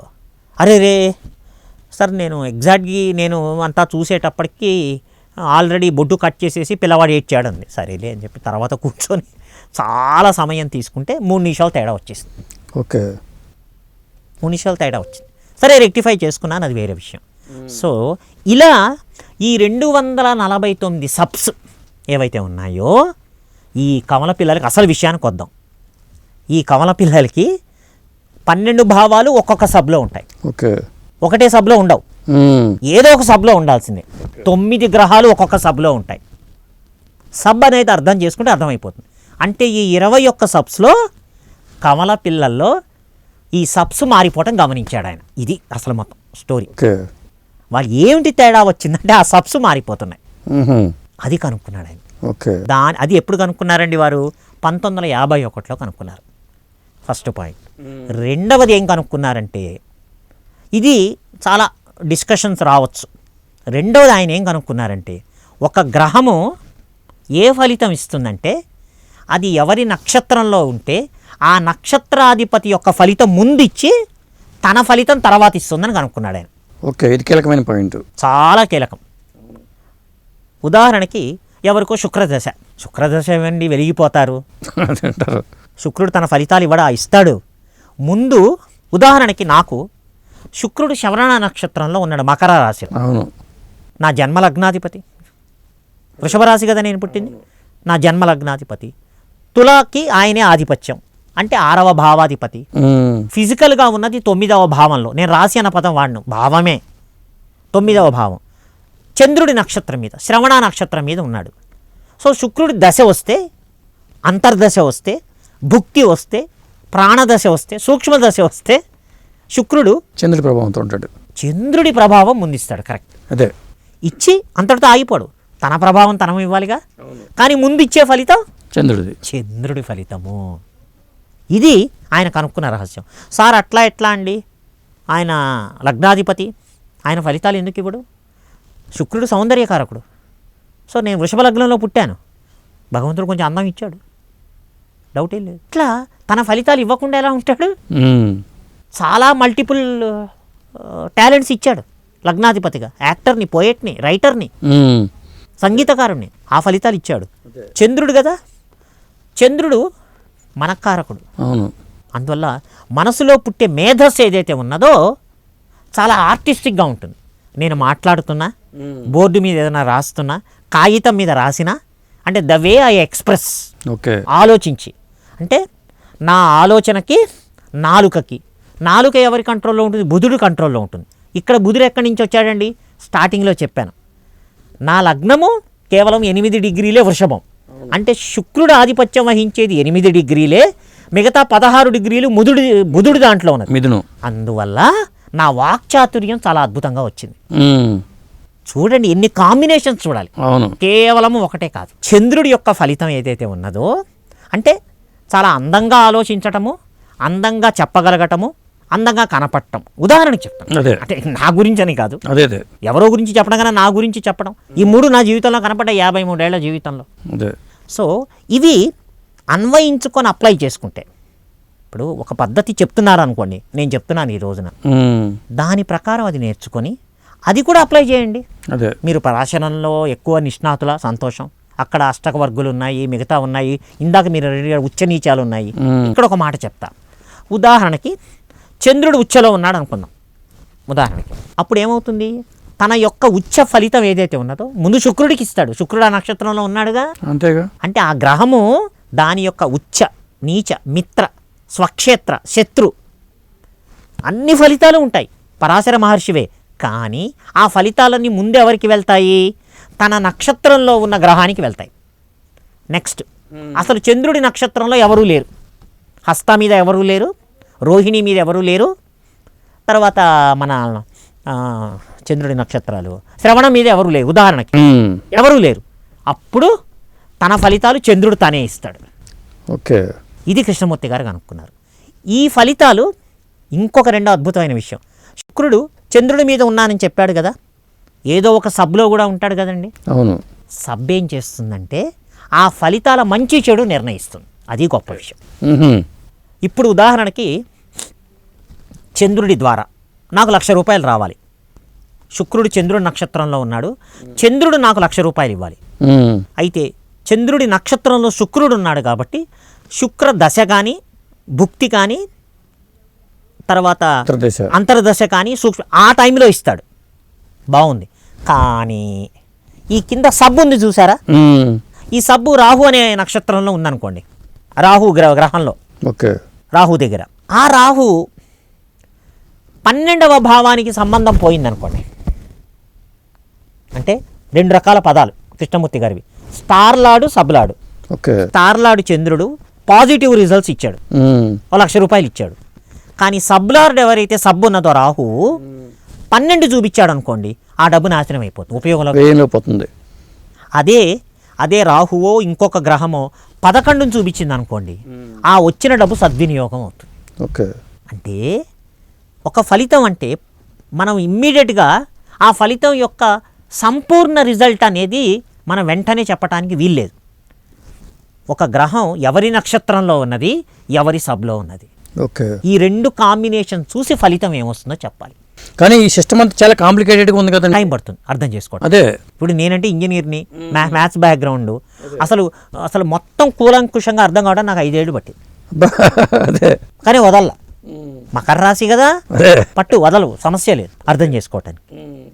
రెండవది అతి ముఖ్యమైనది, ఆయన ఏమన్నాడు, మరి పుట్టిన టైము సబ్లార్డ్స్ మారిపోతుంటారుగా. సో నా దగ్గరికి వస్తారనుకోండి, పుట్టిన టైం తీసుకొస్తే నేను ఏమని చెప్పాలి? ఆయన సబ్లార్డ్స్ అన్నీ కరెక్ట్ పొజిషన్లో ఉన్నాయని చెప్పాలా? నా కొడుక్కే కళ్ళల్లో ఒత్తులు వేసుకొని టైమింగ్ కనుక్కోమ్మా, జస్ట్ కట్ చేసిన మినిట్ చాలు అని చెప్పి 1కి 10 సార్లు చెప్పి ఏదో ఒక 500 ముందుగానే ఇస్తేనే అవలా. కృష్ణమూర్తి గారు 3వ అద్భుతమైంది చెప్పారు. పుట్టిన టైం పక్కన పెట్టండి, ఓకే మీరు ఏ సమస్యతో వచ్చారో చెప్పండి. ఓకే మళ్ళీ ఎగ్జాంపుల్ చెప్తాను, ఎందుకంటే ఐఎమ్ నోన్ ఫర్ ఎగ్జాంపుల్స్. మనం డాక్టర్ దగ్గరికి వెళ్తాం, కూర్చోండి అంటారు. ఏమండి నాకు 5 ఏళ్ళప్పుడు మెట్ల మించి పడ్డానండి, దెబ్బ తగిలింది, మంచిది. తర్వాత 7వ క్లాస్లో సైకిల్ తొక్కుతూ పడ్డానండి, అక్కడ 2 కుట్లు వేశారు. ఏవో చెప్తా. డాక్టర్ ఏమంటాడు, ముందు ఎందుకు వచ్చారో చెప్పండి అంటాడు. ఇప్పుడు సమస్య ఏమిటని చెప్తాడా లేదా? ఇది అంతే సార్, నా పుట్టిన టైం ఇది. కృష్ణమూర్తి గారు నవ్వి, ఎందుకంటే ఆయనకి రహస్యాలు తెలిసాయి కదా, ఇప్పుడు ఏ సమస్యతో వచ్చావు చెప్పు. ఆ ప్రశ్న ఎప్పుడు వేస్తారు చూసారా, ఆ ప్రశ్నే మనిషి పుట్టిన టైం. మళ్ళా చెప్తాను, నువ్వు ఒక సమస్యతో వచ్చావు, అదే ఆ సమస్యే ఆ ప్రశ్నే ఒక పుట్టిన మనిషి. వెంటనే నేను ఆయన అంటే పాపం కాగితాల మీద వేశారు, ఈ రోజులో సాఫ్ట్వేర్ ఉంది కాబట్టి వెంటనే చార్ట్ వేసేస్తాను నేను. సో ఆ ప్రశ్నే పుట్టిన టైము, ఇంకా తప్పుపోయే ప్రశ్న ఎక్కడుంది? అంటే మన పుట్టిన టైంకి ఇది మ్యాచ్ అవుతుందా? బ్రహ్మాండంగా మ్యాచ్ అవుతుంది. ఓకే, గ్రహాలు హెల్ప్ చేస్తాయి, లేకపోతే నువ్వు జ్యోతిష్యుడి దగ్గరికే వెళ్ళావు. నేనంటో కొంచెం బాగా తెలిసిన విద్య ఉన్నవాడు, మీకు అర్థమైందని మళ్ళీ ఒకసారి చెప్తాను. సో దానికి ఆయన ఏం చేశారంటే, ఈ సబ్లాట్స్ నిర్ణయిస్తున్నారు కదా 249, వచ్చిన ప్రతి వాళ్ళని 1 నుంచి 249 లోపల ఒక నెంబర్ చెప్పనేవాళ్ళు ఆయన. ఓకే, దాని అర్థం ఏమిటి? అతడు ఎవడైతే జ్యోతిష్యుడి దగ్గరకు వచ్చి కూర్చుంటున్నాడో, ఎగ్జాక్ట్గా ఆ రోజు లగ్నం, ఆ సమయంలో లగ్నం అంటే ఆ ప్రదేశంలో ఆ రోజున ఆ టైంకి సాయంత్రం మీరు 5ంటికి వచ్చారు, ఆ టైంలో ఎగ్జాక్ట్గా లైను వేస్తే ఏ లగ్నం ఉన్నది అర్థమవుతుందండి? ఓకే, అర్థమవుతుంది. ఆ లగ్నంలో ఏ సబ్లార్డ్కి టచ్ అవుతుంది, ఆ సబ్లార్డ్ ఫలితాన్ని నిర్ణయిస్తాడు. అంటే పాజిటివా, నెగిటివా, న్యూట్రలా. చాలామంది నెంబర్ చెప్పమనగానే ఆయన్ని, సార్ ఇది న్యూమరాలజీ అనేవారు, ఆయన నవ్వుకునేవారు. అందరికీ సబ్లాట్స్ గురించి చెప్పి అది ఏమిటో అర్థం చెప్పి ఇంత అనవసరం, మీరు ఒక నెంబర్ చెప్పండి. దీన్ని ఆయన హోరరీ అన్నారండి, హొరారీ అని పేరు పెట్టారు ఆయన. ఓకే, సో ఆ నెంబర్ తీసుకొని, అంటే మీరు అనొచ్చు సార్ రకరకాల నెంబర్స్ చెప్తాను, నేను చాలా ఎక్స్పెరిమెంట్ చేశాను, మీరు ఎన్ని నెంబర్స్ ఇచ్చినా వచ్చే ఫలితం ఒకేలాగా ఉంది. కనీసం నేను 150 కేసులు చూశాను గత 20 ఏళ్లలో. ఓకే, జాగ్రత్తగా డాక్యుమెంట్ చేసి ఫలితం అదే వస్తుంది. 158 అని చెప్పారనుకోండి, అప్పుడు ఎలా చూస్తారు? ఇప్పుడున్న సాఫ్ట్వేర్లో ఆ 158 అనే నెంబర్ ఎంటర్ చేయగానే అది ఆ లగ్నాన్ని చూపిస్తుంది. 249 కదా, 158వ సబ్లార్డ్ ఏదైతే ఉన్నాడో అది ఏ రాశిలో ఉన్నదో అది లగ్నం అయిపోతుంది. ఓకే, దాని నుంచి పక్కది 2వ భావం అవుతుంది, ఇంకా పక్కది 3వ భావం అవుతుంది. అంటే ఆ ప్రశ్నే ఒక బిడ్డగా తయారవుతుంది. Okay, then where is the question of going wrong? Exact టైమే కదా. అదే ఇప్పుడు కొంతమంది ఫోన్లో డిస్కస్ చేస్తారు, ప్రతి ఒక్కసారి ఫిజికల్గా రాలేరు కదా. అవును, దానికి కూడా కృష్ణమూర్తి గారు నెంబర్ తీసుకొని మేమందరం చేసేది. మాకు వీలైనప్పుడు, ఉదాహరణకి నా పనులన్నీ అయిన తర్వాత రాత్రి 10:30 కూర్చుంటా, ఆ టైంలో వేసినా అదే ఫలితం వస్తుంది. ఎదురుగా క్లయింట్ వచ్చి ఒక సమస్య అడిగితే, అయితే ఇందులో ఒక పద్ధతి ఉంది. ఇది మా అనుభవంలో మేము కొన్ని కృష్ణమూర్తి గారు ఇచ్చిన దానికి ఎక్స్టెన్షన్. ముందు అడిగిన వాడు ప్రశ్న చంద్రుడికి కనెక్ట్ అవుతుందో లేదో చూడాలి. ఎందుకండి చంద్రుడు మనసో జాత, చంద్రమా మనసో జాత. అసలు వచ్చిన వాడు దాని గురించి ఆలోచిస్తూ వస్తున్నాడా, తటపటాయిస్తూ వస్తున్నాడా, ఎవడో చెప్పాడు వీడు చెప్తాడు అన్న సంశయంతో వస్తున్నాడా అన్న తేలిపోతుంది. ఒక్కవేళ అడిగిన ప్రశ్న యొక్క సంబంధితం మనం ఏ సమస్య అడిగినా 12 భావాల్లోనే ఉంటుంది. అదే అది బేసిక్గా జ్యోతిష్యంలో అండి, కృష్ణమూర్తి గారు కానివ్వండి, వీటిలో పరాశరంలో అసలు ఒక్కొక్క భావము ఎన్ని ఫలితాలు ఇస్తుందో తెలియాలి. లగ్న భావము తనువు భావం ఏం ఫలితాలు ఇస్తుంది, ద్వితీయ భావం ఏ ఫలితాలు, ఇలా 12 భావాలు తెలియాలి. గ్రహాల యొక్క కారకత్వాలు తెలియాలి. అవును, ఇప్పుడు జూపిటర్ ఉన్నాడు అనుకోండి, తన సహజ కారకత్వాలు దాటి ఇవ్వడు. ఓకే 10వ భావంలో ఉన్నాడు, 11 ఆ ఫలితాలు వస్తాయి. కానీ సహజ కారకత్వం, గురుడు ధర్మము, శాస్త్రము. ఇప్పుడు ఉదాహరణకి ఇవన్నీ మాట్లాడుతున్నాను, నేను పురాణ ప్రవచనాలు ఇస్తున్నాను, లగ్నంలో గురుడు ఉన్నాడు, పరాశరుడేగా, అది ఎక్కడ పోతుంది ఫలితం? గురుడు తను ఎవరి నక్షత్రం మీద ఉంటే ఆ ఫలితాలు ముందు ఇస్తాడు, కానీ తన సహజ కారకత్వం ఇవ్వడుగా. అవును. మిలిటరీలో ఉన్నవాడిని ఆఫీసర్గా నేను నా ఉద్యోగ కారకుడైనటువంటి శనీశ్వరుడు కుజుడు శనీశ్వరుడు సంబంధం వచ్చింది. కుజుడు యూనిఫామ్, సో మిలిటరీ ఉద్యోగం ఇచ్చాడు. కుజుడు యుద్ధము యూనిఫామ్ మధ్యలో వదిలేసి లగ్నంలో గురుడు ఉన్నాడు కాబట్టి టీచింగ్ ప్రొఫెషన్కి వచ్చాను. గురువు ఏ నక్షత్రంలో ఉన్నాయండి? గురుడు శనీశ్వరుడు నక్షత్రంలోనే. ఓకే.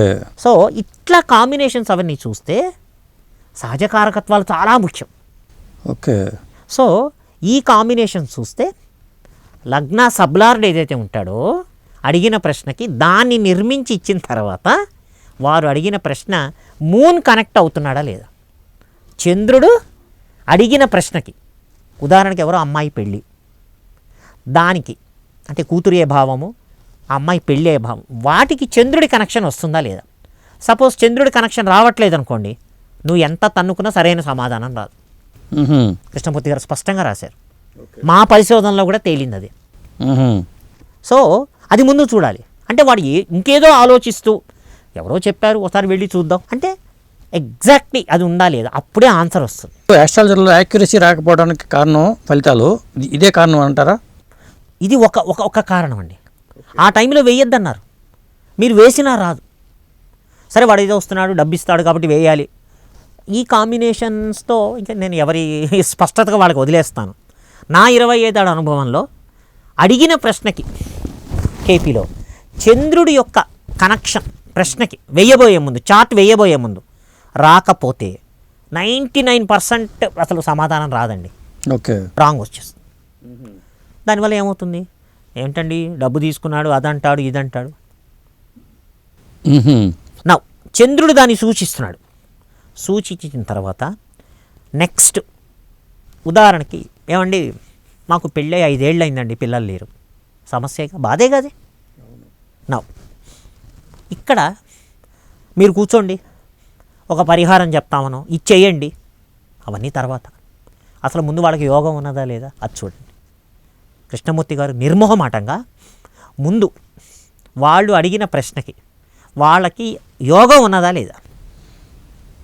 అసలు యోగం లేదనుకోండి ఏం చేస్తాం? ప్రపంచంలో అందరికీ పిల్లలు ఉన్నారా? లేరుగా. అందరికీ ఉద్యోగాలు ఉన్నాయా? అందరికీ బిజినెస్లు ఉన్నాయా? అందరికీ ఆరోగ్యం ఉన్నదా? అందరికీ డబ్బులు ఉన్నాయా? రకరకాల బాధలు పడుతున్నారు. ముందు వాళ్ళకి యోగం ఉన్నదా లేదా? లేదు యోగం. కృష్ణమూర్తి గారు అందరితో క్లోజ్, ఇంక మీరు వెళ్ళిపోండి మీకు లేదు. కానీ నేను వ్యక్తిగతంగా నా ఆలోచన పరంపరలో సరే వాడు ఏదో నమ్ముకొని వచ్చాడు, కొంత శాస్త్ర పరిజ్ఞానం ఉన్నది, ఎక్కడైనా అవకాశం ఉన్నదా? ఎవరు ఇవ్వాలండి అవకాశం? నీకు ఆ యోగం లేదని స్పష్టంగా ప్రశ్న కదా. అంటే కృష్ణమూర్తి గారు పుట్టిన టైం బేస్ చేసుకుని 99% ఏ చార్టు చూడాల, ప్రశ్నని బట్టే హోరది. ఓకే. ప్రశ్నను బట్టే చెప్పేశాడు ఆయన. ఎందుకంటే అది చాలా క్లారిటీ కదా. అది కృష్ణమూర్తి పద్ధతిలో ఉన్న రహస్యము.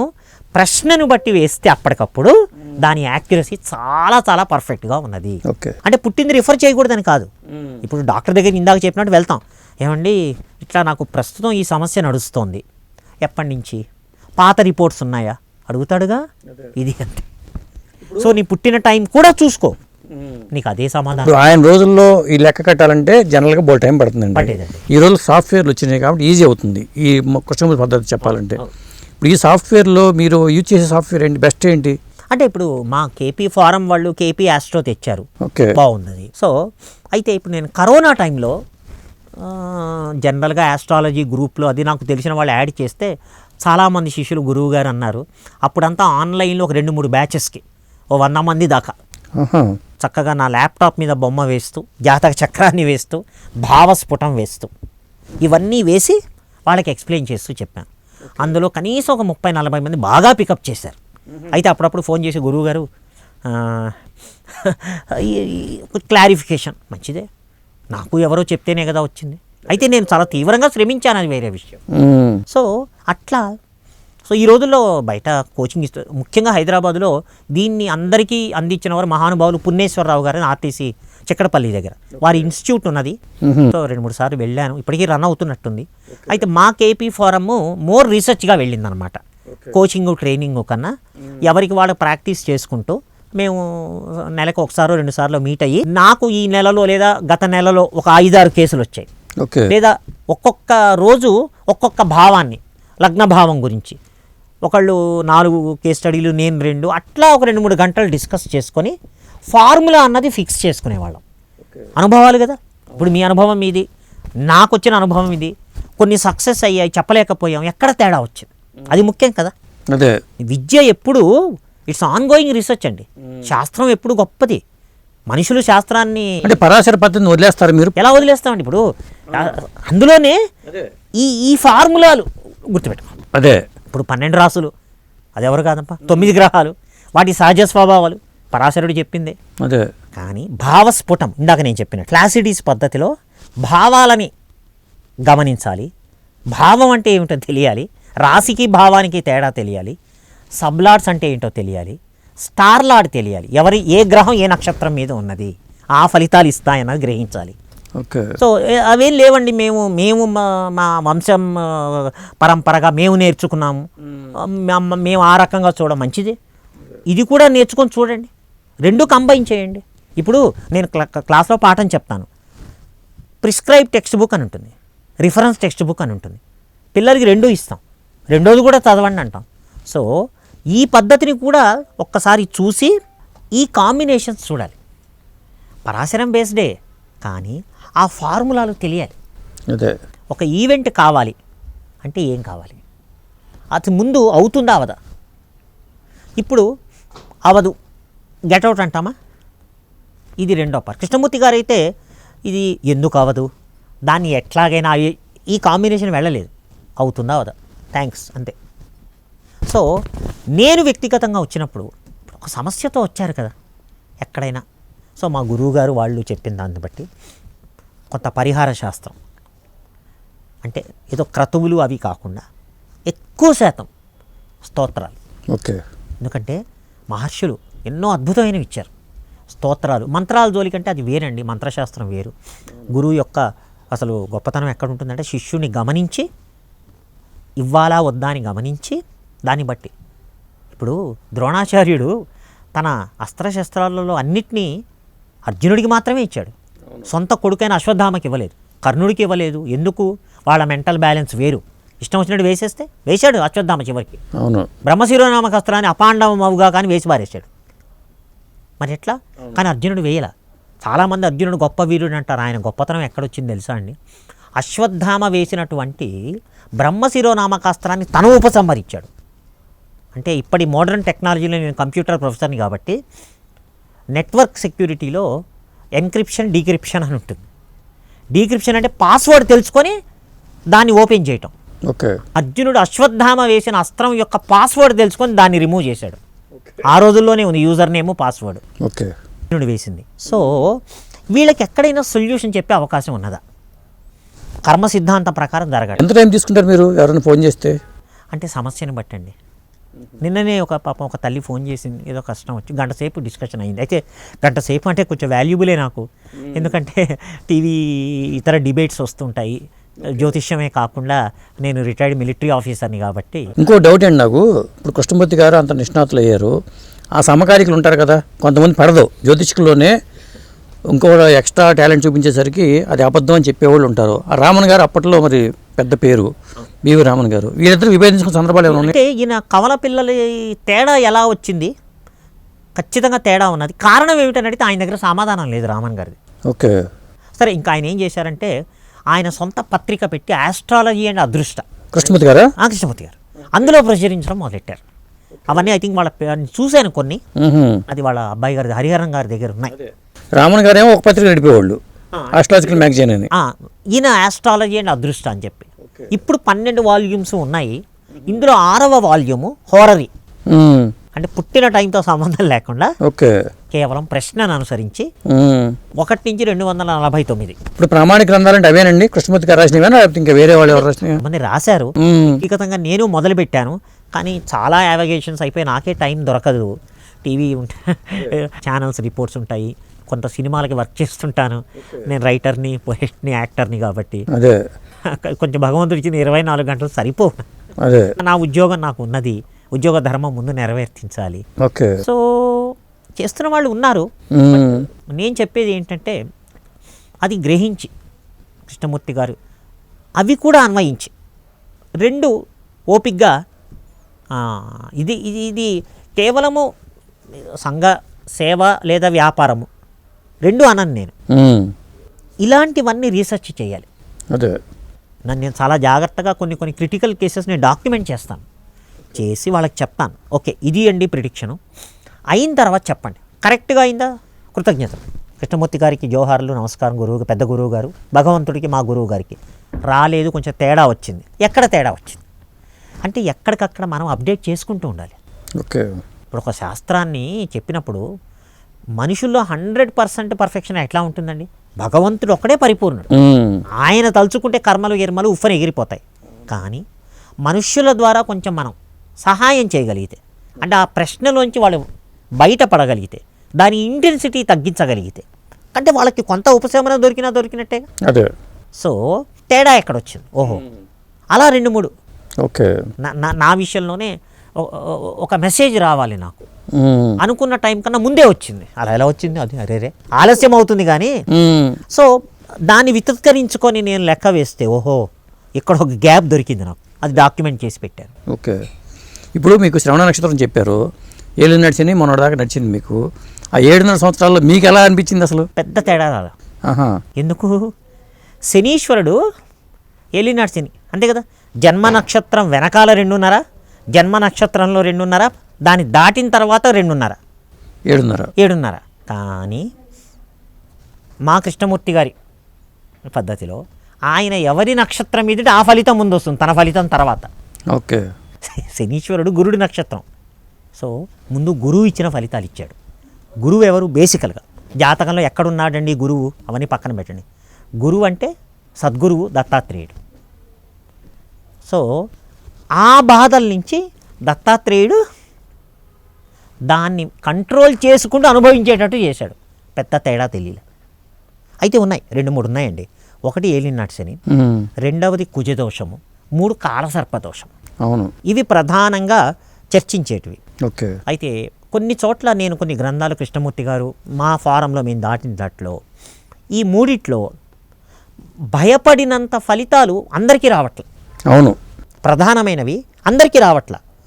ఏమిటి అన్నది చేస్తే ఇందాక చెప్పినట్లు శనీశ్వరుడు ఎవరి నక్షత్రంలో సంచరిస్తున్నాడు, ఎవరి సబ్లో ఉన్నాడు, దాన్ని బట్టి ఫలితాలలో ఒక 70% వరకు క్లారిటీ వచ్చింది. 100% అని చెప్పను నేను, ఇంకా దాని మీద పరిశోధించాలి. బట్ స్టిల్ ప్రామాణికంగా నా అనుభవంతో, నా లెక్కలో ఏ గ్రహమైనా కేపీలో ఫండమెంటల్ ఎవరి నక్షత్రం మీద ఉన్నది, ఎవరి సబ్లో ఉన్నది. అంటే ఉదాహరణకి ఇల్లు ఉందండి, ఇంటిపైన వాటర్ ట్యాంక్ ఉంది, అందులో నీళ్లు ఉన్నాయి కదా, అది నక్షత్రనాథుడు, ఆ నీళ్లు నీకు ఇవ్వాలి. కింద ట్యాప్ చెడిపోతే అది సబ్లాడు. ఓకే. నీళ్ళు వస్తాయా? నీళ్ళు ఉన్నాయి. అంటే మనం ఎంత చేసినా కూడా ఒక్కొక్కప్పుడు ఈ నక్షత్రాధిపతి సబ్ ఉపాధిపతి వీళ్ళిద్దరి టీం ఏదైతే ఉన్నదో ఆ టీం కాంబినేషన్ని అంత ఈజీగా మనం వెంటనే చెప్పలేం, హడావిడిగా కుదరదు. ఓకే. వచ్చారు నా దగ్గర 50 మంది వెయిటింగు, ఫటాఫట్ చెప్పేసి వెళ్ళిపోతాము. ఇవి చాలామంది ఏమనుకుంటారంటేనండి, జ్యోతిషం అంటే ఇన్స్టెంట్ కాఫీ అనుకుంటారు. అలా కాదు, అది డికాషన్ కాఫీయే. కొంచెం నిశ్చితంగా చూడాలి. ఓకే, నీకు ఆ రూపంగా పేరు డబ్బు రావచ్చు, 100 మంది వెయిటింగ్లో ఉండొచ్చు, కానీ వాళ్ళు చాలా చాలా క్లిష్టమైన పరిస్థితుల్లో ఈ కష్టం నుంచి ఎలా బయటపడాలన్న ఉద్దేశంతో వచ్చారు. Okay. Take your own time. ఎలాగూ ఫ్రీగా అయితే 99% ఎవరూ చెప్పరు. ఎంతో కొంత నువ్వు అనుకున్న తీసుకున్నప్పుడు దానికి సరైన న్యాయం చేయి. అవును. ఇప్పుడు అదేవి అప్లికేషన్ తీసుకుని స్టాంప్. కానీ సంచలనాల కోసం సంచలనమైన జ్యోతిషాలు చెప్తూ ఇలా కొంతమంది పేరు తెచ్చుకుంటున్నారు, సమాధానం పడిపోతున్నారు సోషల్ మీడియా యాక్టివ్ ఉన్న రోజుల్లో. ఇంత అవసరం అంటారా? అంటే ఇప్పుడు ఎలా ఉంటుందంటేనండి, సప్లై అండ్ డిమాండ్ కాంబినేషన్. ప్రజల్లో ఒక విశ్వాసం ఏర్పడ్డది, మన కష్టాలన్నీ ఫట్మని ఎగిరిపోవాలి, దాన్ని క్యాష్ చేసుకునేవాళ్ళు, అవకాశం చేసుకునేవాళ్ళు ఉంటారు. Okay. Demand and supply combination. So ఇందాక నేను పదే పదే ప్రస్తావిస్తున్నాను, ఆ నలుగురు దగ్గరికి లాయరు, డాక్టరు, పోలీసు వాడు, జ్యోతిష్యుడు, ఊరిని ఎవరన్నా వెళ్తారా? మన ఫ్రెండ్సో బంధువులు అయితే వెళ్తాం, అంతవరకే. పని కట్టుకొని వెళ్తామా? సో ఒక సొల్యూషన్ చెప్పడానికి ప్రయత్నించు. ఏ సొల్యూషన్ అండి? మానవ ప్రయత్నంతో కొంత నువ్వు ప్రికాషన్ ఇవ్వచ్చు. నాన్న నీకు జీవితంలో లేదా వాళ్ళ ప్రశ్న, నీకు యాక్సిడెంట్స్ అయ్యే యోగం ఉన్నది, కనపడుతోంది, కొంచెం జాగ్రత్తగా డ్రైవ్ చేయి. ఓ హెల్మెట్ పెట్టుకుంటాడు, నెమ్మదిగా నడుపుతాడు, పడ్డా తక్కువలో పోతుంది. మనం అలా గైడ్ చేయాలి. ఇప్పుడు మీరు అన్నట్టు సంచలనాలకో ఇంకో దానికో దేశంలో అదైపోతుంది. ఇక్కడ ఒక నేను క్లారిటీ ఇవ్వాలండి. పెద్ద ప్రశ్న, జ్యోతిష్యం వ్యక్తిగతమైనదా లేకపోతే ప్రపంచవ్యాప్త?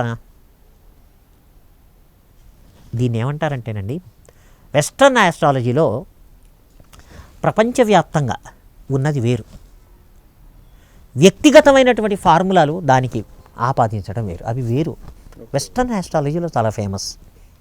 ఓకే, సో ఇప్పుడు చెప్తున్నవన్నీ నువ్వు రాష్ట్రంలో ఇది జరుగుతుంది, దేశంలో ఇది జరుగుతుంది, ప్రపంచంలో ఇది జరుగుతుంది అంటేనండి, శాస్త్ర పరిజ్ఞానం కన్నా నీ అనుష్ఠాన బలము, ఉపాసనా బలము, సాధనా బలం ఎక్కువ అవసరం.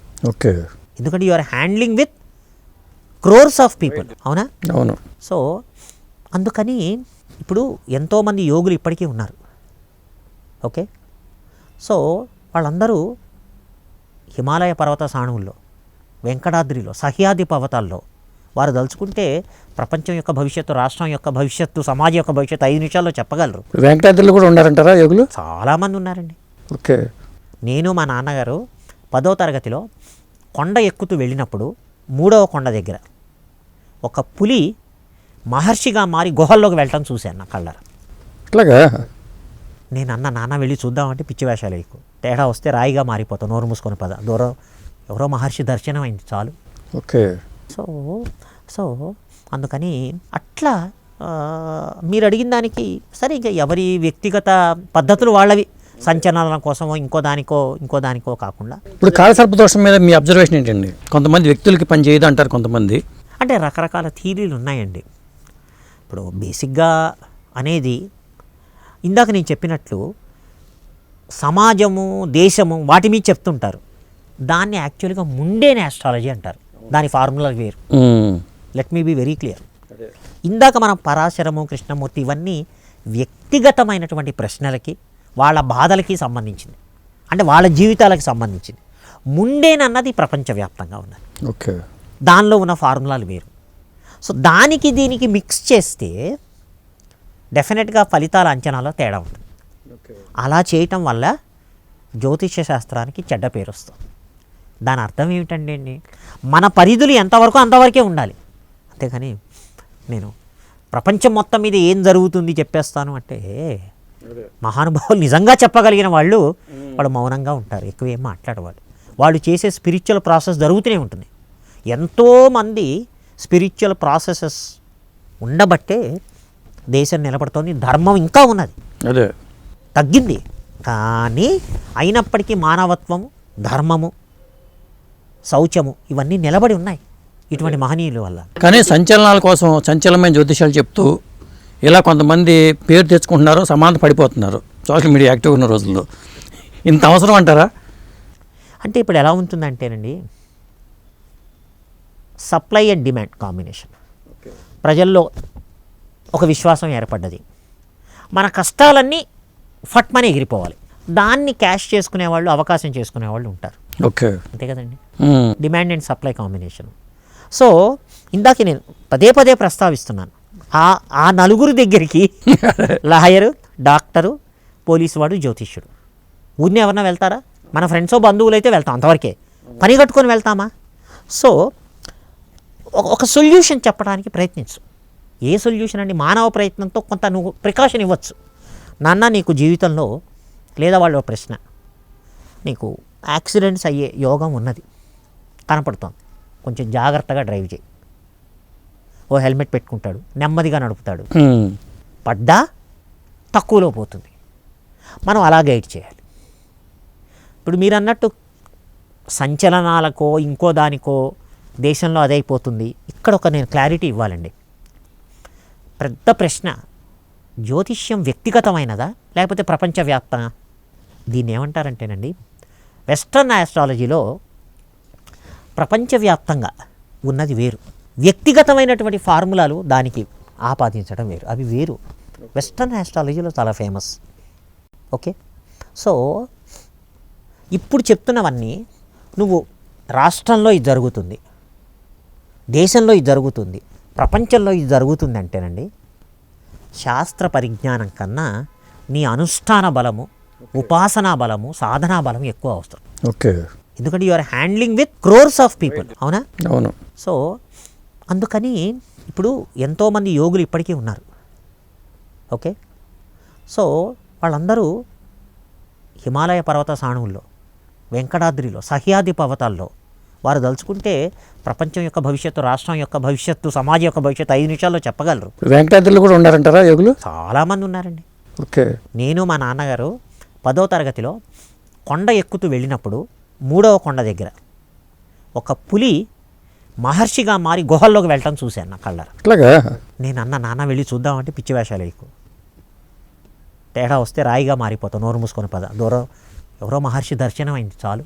ఓకే, సో అందుకని అట్లా మీరు అడిగిన దానికి సరే, ఇంకా ఎవరి వ్యక్తిగత పద్ధతులు వాళ్ళవి, సంచలనాల కోసమో ఇంకో దానికో కాకుండా. ఇప్పుడు కాలసర్ప దోషం మీద మీ అబ్జర్వేషన్ ఏంటండి? కొంతమంది వ్యక్తులకి పని చేయదు అంటారు, కొంతమంది అంటే రకరకాల థీరీలు ఉన్నాయండి.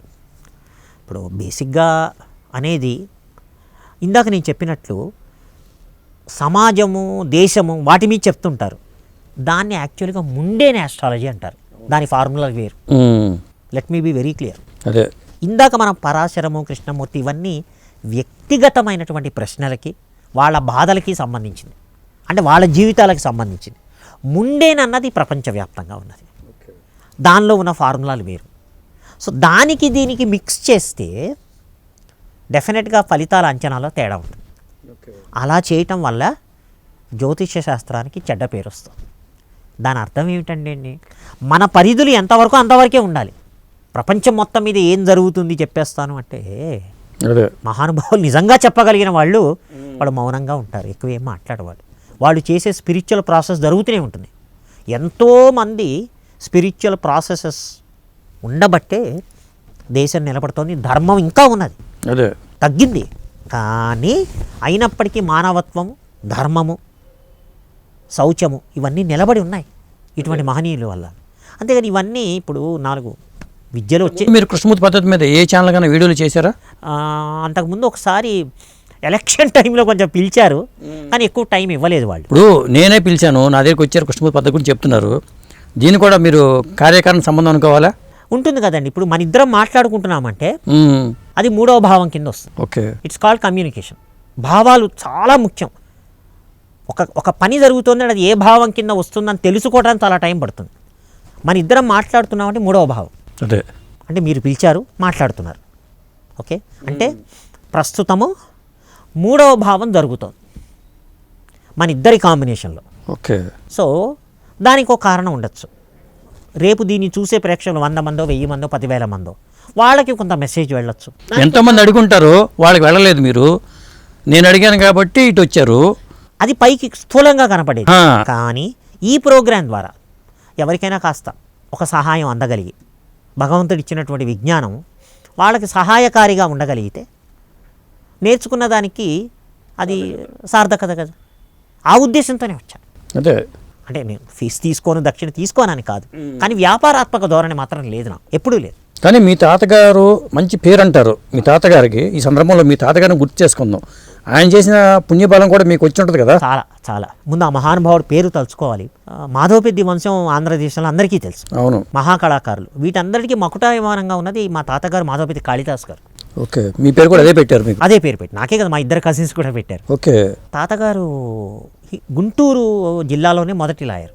ఓకే, బాపట్లలో స్థిరపడ్డారు. ఆయన సంపాదించినంత సంపాదన గుంటూరులో ఎవరు సంపాదించారు. ఓకే, ఆ అపారమైన సంపాదనతో ప్రకాశం పంతులు గారికి అత్యంత సన్నిహితుడిగా రైట్ హ్యాండ్గా ఉండి చాలా ధనము ఇది మన కాంగ్రెస్ పార్టీకి, స్వతంత్ర ఉద్యమానికి ఇచ్చేశారు. ఓకే, పండిట్ జవహర్లాల్ నెహ్రూ గారు క్విట్ ఇండియా మూమెంట్ అప్పుడు సౌత్ ఇండియాకు వచ్చి ఆ క్విట్ ఇండియా మూమెంట్ ఎందుకు అవసరం అని చెప్పి ఆయన అన్ని రాష్ట్రాలు తిరుగుతున్నప్పుడు వారిని, మా తాతగారు ఉన్న ఊరు, సెటిల్ అయిన ఊరు గుంటూరు జిల్లా బాపట్ల, ప్రకాశం పంతులు గారు ప్రత్యేకంగా బాపట్లలో మా మేడకి భవంతికి తీసుకొచ్చి నెహ్రూ గారు 2 రోజులు విడిచేశారు మా ఇంట్లో. ఆ ఫోటో కూడా ఇస్తాను మీరు. ఓకే, ఇవ్వండి. ఆయన మీరు ఎట్లాగైనా కాళిదాస్ గారిని కలవాలి అని చెప్పి ఎన్నో మహత్కార్యాలు.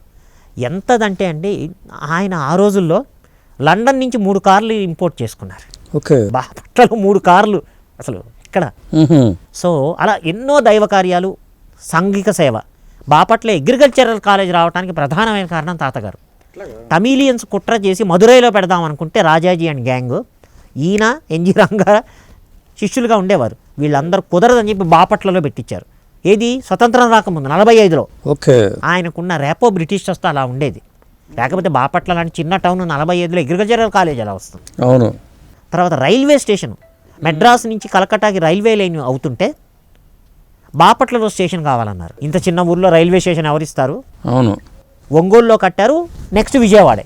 కుదరదంటే సరే మేము ఇస్తాము, కానీ మ్యాన్ పవర్ వరకు ఇస్తాము, అంత బడ్జెట్ లేదు, 1500 మీరు ఊళ్ళో వాళ్ళందరూ చందాలు వేసుకొని ఇవ్వాలన్నారు. ఊరంతా చందాలు వేసుకుంటే 100 రూపాయలు ఎంత వచ్చాయి, మిగతా 1400 తాతయ్య ఇచ్చారు. అలా ఎన్నిటికో ఇచ్చారు. ఓకే. నెహ్రూ గారు వచ్చి స్వయాన కూర్చొని మేము విన్నాము, ఈరోజు మీ ఆతిథ్యం అది చూసిన తర్వాత అర్థమైంది. సో క్విట్ ఇండియా మూమెంట్కి మాకు కొంచెం ఆర్థిక పరిపుష్టి కావాలి అంటే అప్పటికప్పుడు 5 ఎకరాలు రాసిచ్చి రిజిస్ట్రేషన్ చేయించి మర్నాడే కాగితాలు ఇచ్చేశారు. ఓకే. సో అట్లా వారు చాలా. ఇంకా తర్వాత కళాకారులు చాలా ఫేమస్ అండి. మహానటుడుగా పేరు పొందిన మాధవపెద్ది వెంకట్రామయ్య గారు దుర్యోధన పాత్ర వేస్తే వారే వేయాలి. ధూళిపాళ గారు, ముక్కామల గారు, ఎన్టీఆర్ గారు, మిక్కిలినేని గారు, వీళ్ళందరూ అదే ఒరవటిని ఫాలో అయ్యారు. ఓకే. మాధవపెద్ది వెంకట్రామయ్య గారు ఏమవుతారు కాళిదాస్ గారికి? Cousin brother. ఈ పేరు ప్రపంచవ్యాప్తంగా మా వంశానికి మాత్రమే ఉన్నది, ఇంకెవరికి లేదు. మాధవపెద్ది సత్యం గారు పెదనాన్నగారు అవుతారు. గోఖలే గారు సొంత అన్నదమ్ములు. వాళ్ళ పెద్దన్నయ్య గారు కొడుకు సంగీత దర్శకుడు మాధవపెద్ది సురేష్. అవును. సురేష్ వాళ్ళ అన్నయ్య రమేష్ గాయకులు లేరు. మాధవపెద్ది సత్యం గారు అబ్బాయి కళాయిమామణి అవార్డు గెలుచుకున్న అద్భుతమైనటువంటి నాట్య కళాకారుడు మూర్తి. ఓకే. మా 3వ పెదనాన్న గారు మాధవపెద్ది రాంగోపాల్. కె రాఘవేంద్రరావు గారి ఫాదరు ప్రకాశ్రావు గారు తీసినటువంటి మొట్టమొదటి సినిమా దీక్షలో హీరో. ఓకే. ప్లస్ నేను వ్యక్తిగతంగా చాలా వాటిలో వేశాను. అయితే మాధవపెద్ది వంశంలో ఇంకొక కళాకారులు ఉన్నారు. మా నాన్నగారు ఇంకొక కజిన్ మాధవపెద్ది జానకి రామయ్య గారు. వారు ఆల్ ఇండియా డబుల్స్ ఛాంపియన్ టెన్నిస్లో 1959. నేను రంజీ ట్రోఫీ కూడా కళాకారుడుగా కాకుండా ఓకే మిలిటరీ సర్వీసెస్ తరఫున. వీటన్నిటికీ ఒక రహస్యం ఉన్నదండి మాధవపెద్ది వంశానికి. మా పూర్వీకులు మాధవపెద్ది నాగేశ్వర శాస్త్రి గారు మా స్వస్థలం బ్రాహ్మణ కోడూరు. ఓకే. వారు కుండలిని శక్తిని సాధించారు. ఆ నాగశక్తి ఫిజికల్గా మా వంశంలో ఒక స్త్రీకి పుట్టింది. అమ్మవారు ఇప్పటికీ ఉన్నారు. 17వ శతాబ్దంలో ఆవిడ నాగదేవతగా పుట్టి, ఇప్పుడు దానికి ఆ పుట్టకి మేము గుడి అది మా పూర్వీకులు కట్టిస్తే ఓకే కార్తీక పౌర్ణమికి చాలా గొప్ప జాతర అవుతుంది. ప్రపంచవ్యాప్తంగా మాధవపెద్ది కుటుంబాలు 150-200 దాకా ఉన్నాయి. వాళ్ళ ఇళ్లలో ఏ శుభకార్యమైనా అమ్మవారి ఊరికి వెళ్ళి అమ్మవారికి మొక్కి ఆవిడకి పసుపు కుంకుమలు ఇవ్వటం అన్నది మా ఆచారం. ఈ రోజు కూడా జరుగుతుంది. ఓకే. సో ఆ కుండలిని శక్తి దయ వల్ల ఇంతమంది కళాకారులు ఒకే ఫ్యామిలీలో, ఓకే, ఇంతమంది క్రీడాకారులు, ఇంత గొప్ప గొప్ప లాయర్లు. కాళిదాస్ తాతయ్య వాళ్ళ తోడల్లుడు కజిన్ బ్రదర్ మాధవపెద్ది హనుమంతరావు గారు గుంటూరు హిందూ కాలేజీ స్థాపకుల్లో ఒకరు. పెదనాన్నగారు మాధవపెద్ది రాధాకృష్ణమూర్తి గారు. ఆయన తాతగారు కాళిదాస్ గారు హనుమంతరావు గారి తర్వాత 20-30 దశాబ్దాలు గుంటూరులో నెంబర్ 1 లాయర్గా ఉన్నారు. తర్వాత ఆ రోజుల్లోనే ఇంజనీర్గా వారి తమ్ముడు సత్యనారాయణ గారు. ఓకే. ఇట్లా మా పెద్ద పెదనాన్నగారు అమ్మాయి వాడి పేరు మీ వంశవృక్షం గురించి సపరేట్గా మనం వీడియో చేయాల్సిందే. చేయాలి. చేద్దాం. మీ దృష్టిని బాగా ఆకట్టుకున్న అస్ట్రాలజర్స్ ఎవరున్నారండి? మీ గురువు గారు కాకుండా, కృష్ణమూర్తి గారు కాకుండా. డెఫినెట్గా మా నింజే గారు, మోహన్ గారు. ఓకే. వాళ్ళు సీనియర్స్. ఎక్కడుంటారు వాళ్ళు? హైదరాబాద్లోనే. సో కేపీ ఫారంని స్థాపించారు వారు.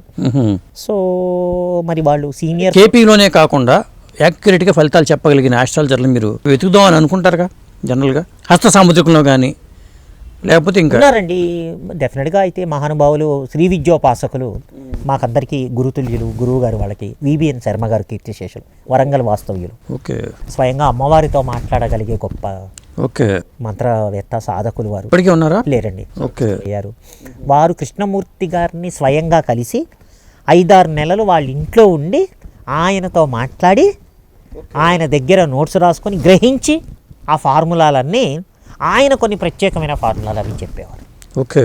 సో కృష్ణమూర్తి గారిని స్వయంగా కలిసినటువంటి వ్యక్తిని కలవటం పూర్వపుణ్యం. అది ఓన్లీ కేపీ ఫారం ద్వారానే మాకు అందింది. మ్మ్. సో అది చాలా గొప్ప విషయం. కృష్ణ ఆయన బిబిఎన్ శర్మ గారు హైదరాబాద్, ఆయన ఉండేది వరంగల్, వారు చేసిన 2-3 ప్రత్యేకమైన హోమాలు అటెండ్ కావటం జరిగింది. ఆయన పుస్తకాలు ఏమైనా రాశారండి? వారు కేపీ పంచాంగం వాళ్ళ అబ్బాయిలు వాళ్ళు ప్రచురిస్తున్నారు. ఓకే. మరి బుక్స్ అవి నేనే బాగా, ఎందుకంటే భగవంతుడు భాషా జ్ఞానం ఇచ్చాడు, అందరికీ అర్థమయ్యేటట్టు రాయాలి, మ్మ్. టైం దొరకదు నాకు. అదే. నా వృత్తి నాకు ఉంటుంది. మ్మ్. ఏవో ఒక ఛానల్ వాళ్ళు సార్ తప్పకుండా మీరు కొంచెం డిఫెన్స్ అక్కడ ఏదో యుద్ధం, మన ఆపరేషన్ సింధూర్లో ఒక 10 రోజుల పాటు 20-22 టీవీ ప్రోగ్రామ్స్ ఇవ్వాల్సి వచ్చింది, డిబేట్స్. అసలు టైం ఎక్కడ అసలు, అదే. అందుకని ఈ సబ్జెక్ట్నే ముందు జనంలోకి పంచడం బెటర్ అండి. ఫోకస్ అంతా ఇది మీద పెట్టుకోవడం బెటర్. మీరు అంటే జాబ్ చేసుకుంటూ అవును. అంటే మిగతా ఇప్పుడు ఈ రోజున అందుబాటులోకి ఎక్కడ పడితే అక్కడ మొబైల్స్ వచ్చేస్తున్నాయి, సోషల్ మీడియా ద్వారా కొంత రాంగ్ ఇన్ఫర్మేషన్ ఇచ్చేస్తున్నారు. ఇప్పుడు ఎవరు పడితే వాళ్ళు దీని ద్వారానే కొంచెం ఇలాంటి ప్రోగ్రామ్స్ చేయగలిగితే కాస్త అవగాహన పెరిగి అదే వాళ్ళ సమస్యలకి మనం కొంచెం, అయితే ఇక్కడ ఎక్స్పెక్టేషన్ ఎలా ఉంటుందంటేనండి, ప్రజలు ఎస్ ఆర్ నో, ఉదాహరణకి ఎస్ సంతోషం, ఒకవేళ నో అయితే ఈయన వెంటనే మాకు సొల్యూషన్ చెప్తాడా, మ్మ్. ప్రజల్లో ఉన్నటువంటి అదే ఉద్దేశం అట్లా ఉంది. ఇంకొకటి ఏంటంటే మార్చుకుంటూ వెళ్ళిపోతున్నారు. ఇప్పుడు మీరు పర్టికులర్గా చెప్పారు, మీ దగ్గరికి వస్తారండి, కాంటాక్ట్ చేస్తారు, కన్సల్ట్ చేస్తారు, అయిపోయిన తర్వాత ఒక చూస్తారు ఇన్ని రోజుల్లో అయిపోతుందా లేదా అని, ఆ తర్వాత వేరే ఇంకెవరు 2 రకాలుగా చెప్తానండి. ఒకవేళ అవదు, అయ్యే అవకాశం లేదు, భగవత్పరంగా ఇది చేర్చుకోండి, నాకున్న జ్ఞానం ప్రకారం, ఇంకా భగవంతుడి నిర్ణయం.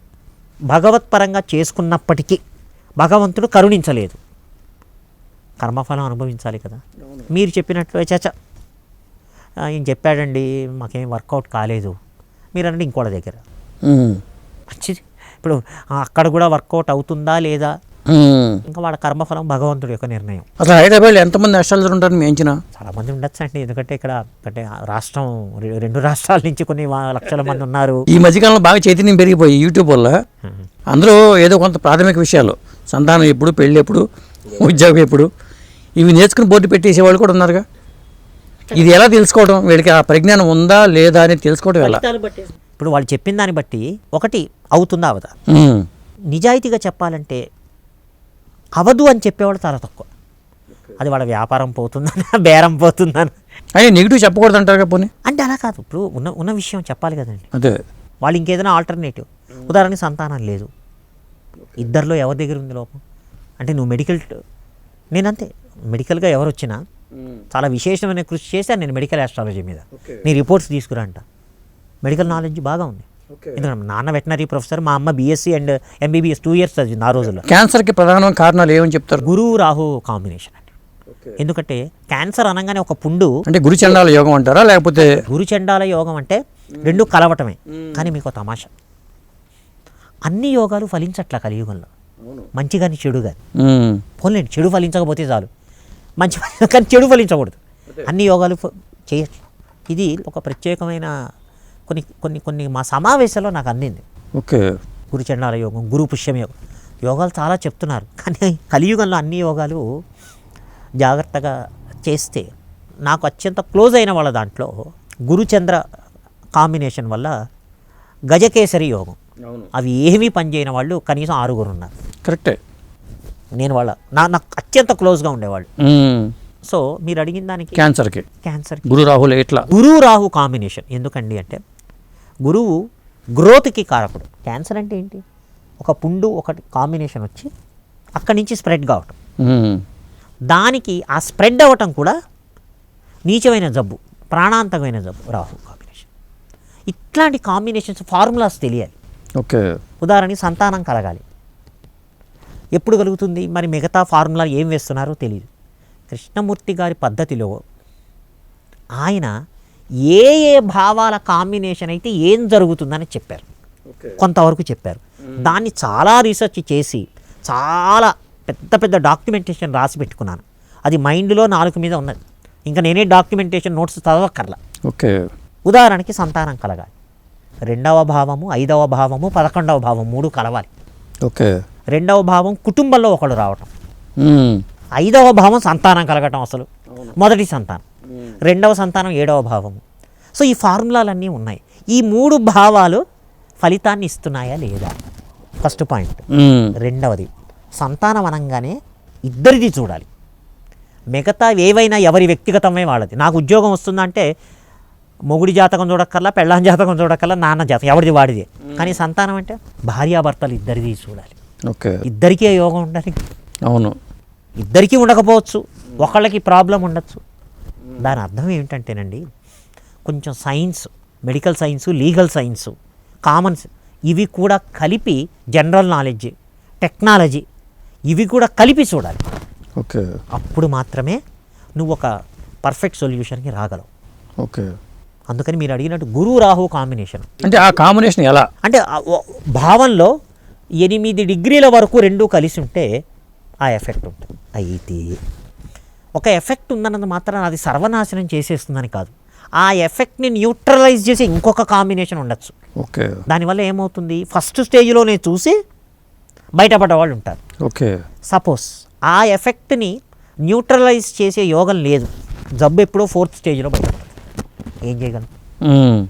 సో ప్రశ్నను అనుసరించి వచ్చి అయినప్పటికీ సమస్య ఉన్నది, ఫైనల్గా చెప్పేది భగవంతుణ్ణి పరిపూర్ణ విశ్వాసంతో నమ్ముకుంటే చాలా వరకు ఉపశమనం కలుగుతుంది, ఇంటెన్సిటీ తగ్గుతుంది. ఓకే, అది చాలా ముఖ్యం మనుష్యుల కన్నా, ఉన్నమాట చెప్తాం. అదే ఆయన చెప్పాడు, ఇది చెప్పాడు, ఈ పరిహారం ఆల్ సెడ్ అండ్ డన్. మనుషులమే కదండి, కొంతమందికి అనుష్ఠాన బలం, ఉపాసనా బలం ఉంటుంది, వాళ్ళకు ఉన్న వాక్శుద్ధి వేరు, కేవలం శాస్త్రం. ఇప్పుడు ఇన్నేళ్ళు పరిశ్రమ మీరు ఎలా అని అడిగారు కదా, అదే కేవలం శాస్త్ర ప్రజ్ఞానం కాదండి, నేను పెంపొందించుకున్నటువంటి నా ఉపాసన అనుష్ఠాన బలం. అదే ఏ దైవము ఎక్కువ శాతం దత్తాత్రేయుడే. మొత్తం సౌత్ ఇండియాలో మొట్టమొదటి సాయినాథుని పూజ 1943లో మా ఇంట్లో బాపట్లలో జరిగింది, ఓకే, మొత్తం సౌత్ ఇండియాలో. సో అట్లా ఆ పుణ్య పరంపర వచ్చింది.